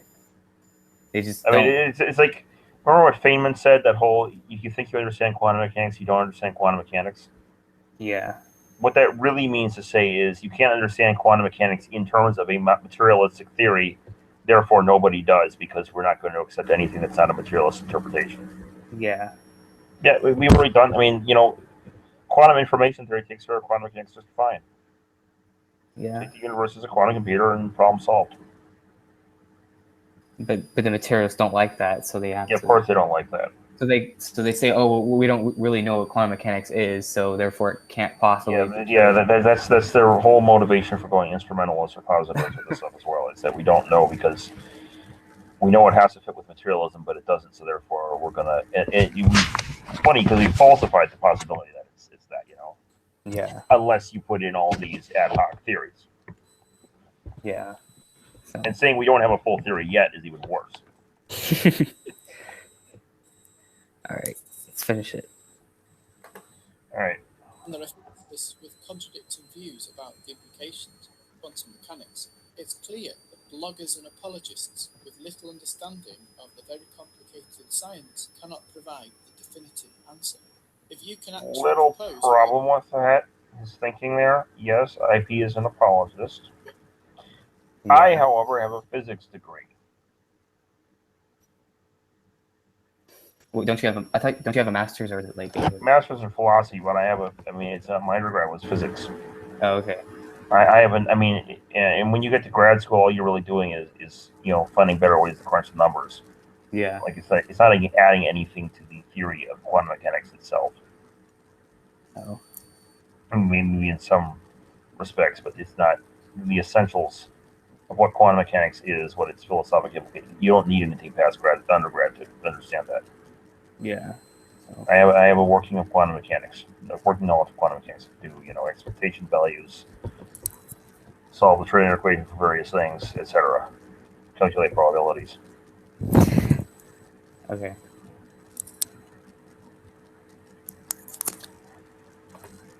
hypothesis that is mathematically consistent with data and has predictive power that can be tested and vindicated or falsified by evidence, then you will Ptolemy's model has predictive power as well. Yeah. Epicycles they fit the evidence. And we can predict that there are going to be more planets that are going to show up. They're going to also have epicycles in some respects. Yeah. But that's not the most parsimonious explanation, and nor is there any reason to assume that the additional things adopted are. All right, let's just finish it, and then we'll talk afterwards. All right. Well, we're trying to refute it as we go through. Yeah. Philosopher's definition of this position. Quote: H didn't pay attention to IP original video. We only participate in nature, we do not determine it. Reality is still objective. We ask with the Heisenberg choice, and nature returns an answer known as a Dirac choice. So nature determines where the particle is, and we do not. So two observers would not disagree because nature is still objective. To me, this rather undermines inspiring philosophy's position that materialism has been debunked. What you're saying... Hey, go on. Let him finish. Sorry. Okay. I spoke too soon. That nature determines matter, we participate in nature. If this refinement of your point of view is also true of inspiring philosophy's point of view, then from this at least it is difficult to see where consciousness will play a role in creating... Well, it's very simple. It doesn't create it. I mean, IP may have misspoke there, in fairness, right? Yeah. However, that's not a problem. That's exactly what I thought he was going to say before I jumped in too fast. But that's what I thought he was going to say anyway. Is that yeah, you don't have to. Um, there's no need to bring in like the whole notion of the mind creating this. We were never saying that the mind was creating it. Our minds were creating all this stuff. We're just rendering Yeah. it.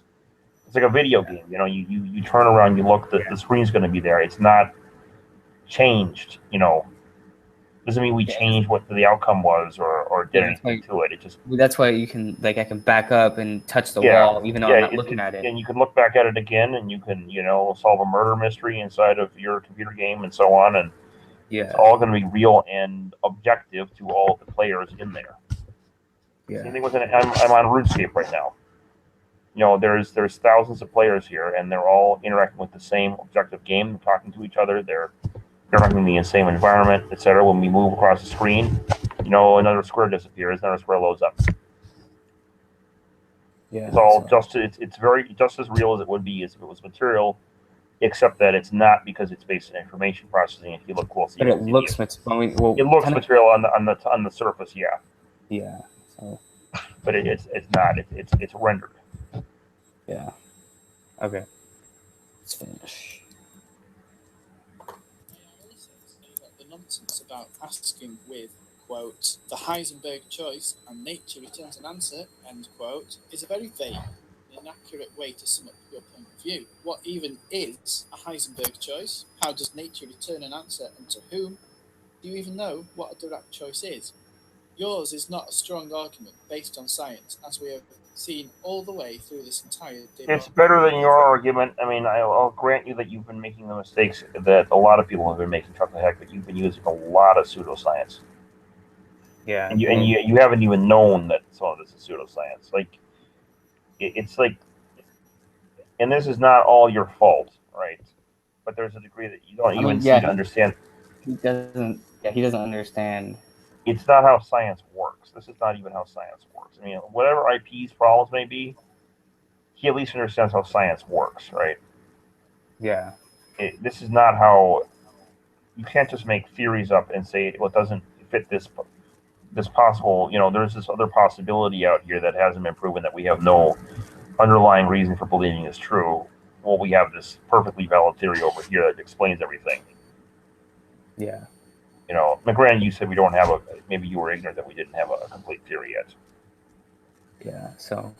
Yeah, but we don't need that. We have a complete theory. All right. DH objection against IP's video is a complete straw man. Once a particle is measured, another observer cannot change that fact about the universe. I suspect you are shifting the goalposts in terms of this issue. I have not made a straw man argument at all. A straw man argument is where one reads the false case. I have not done that. If I've misunderstood an aspiring philosopher's position, then I'm willing to listen and learn. I think he has more. I think to be honest, he has more misunderstood it than anything. In which case, we have to go a little easy on him. Yeah. Like, I mean, this is a lot of stuff. These are a lot of mistakes that a lot of people make about quantum mechanics, and they're pretty. It's understandable why this happens, given the way people talk about quantum mechanics. So. Yeah. Well, this is not. I mean, this video, it is a response to Title Hat, but this is also technically a response to everyone else out there who has been using these same kinds of arguments. Has been repeating these arguments like over and over. Mm-hmm. Like, we're just showing that these arguments doesn't work that way. These arguments don't work, and so anyone out there, anti-Citizen X, the polymath, whatever, whoever's watching this, just know these arguments do not work against idealism, and they do not work against our position. So if you still don't agree with idealism, then come up with an argument that actually works. Do not create a strawman argument. So that's pretty much our whole point here. So.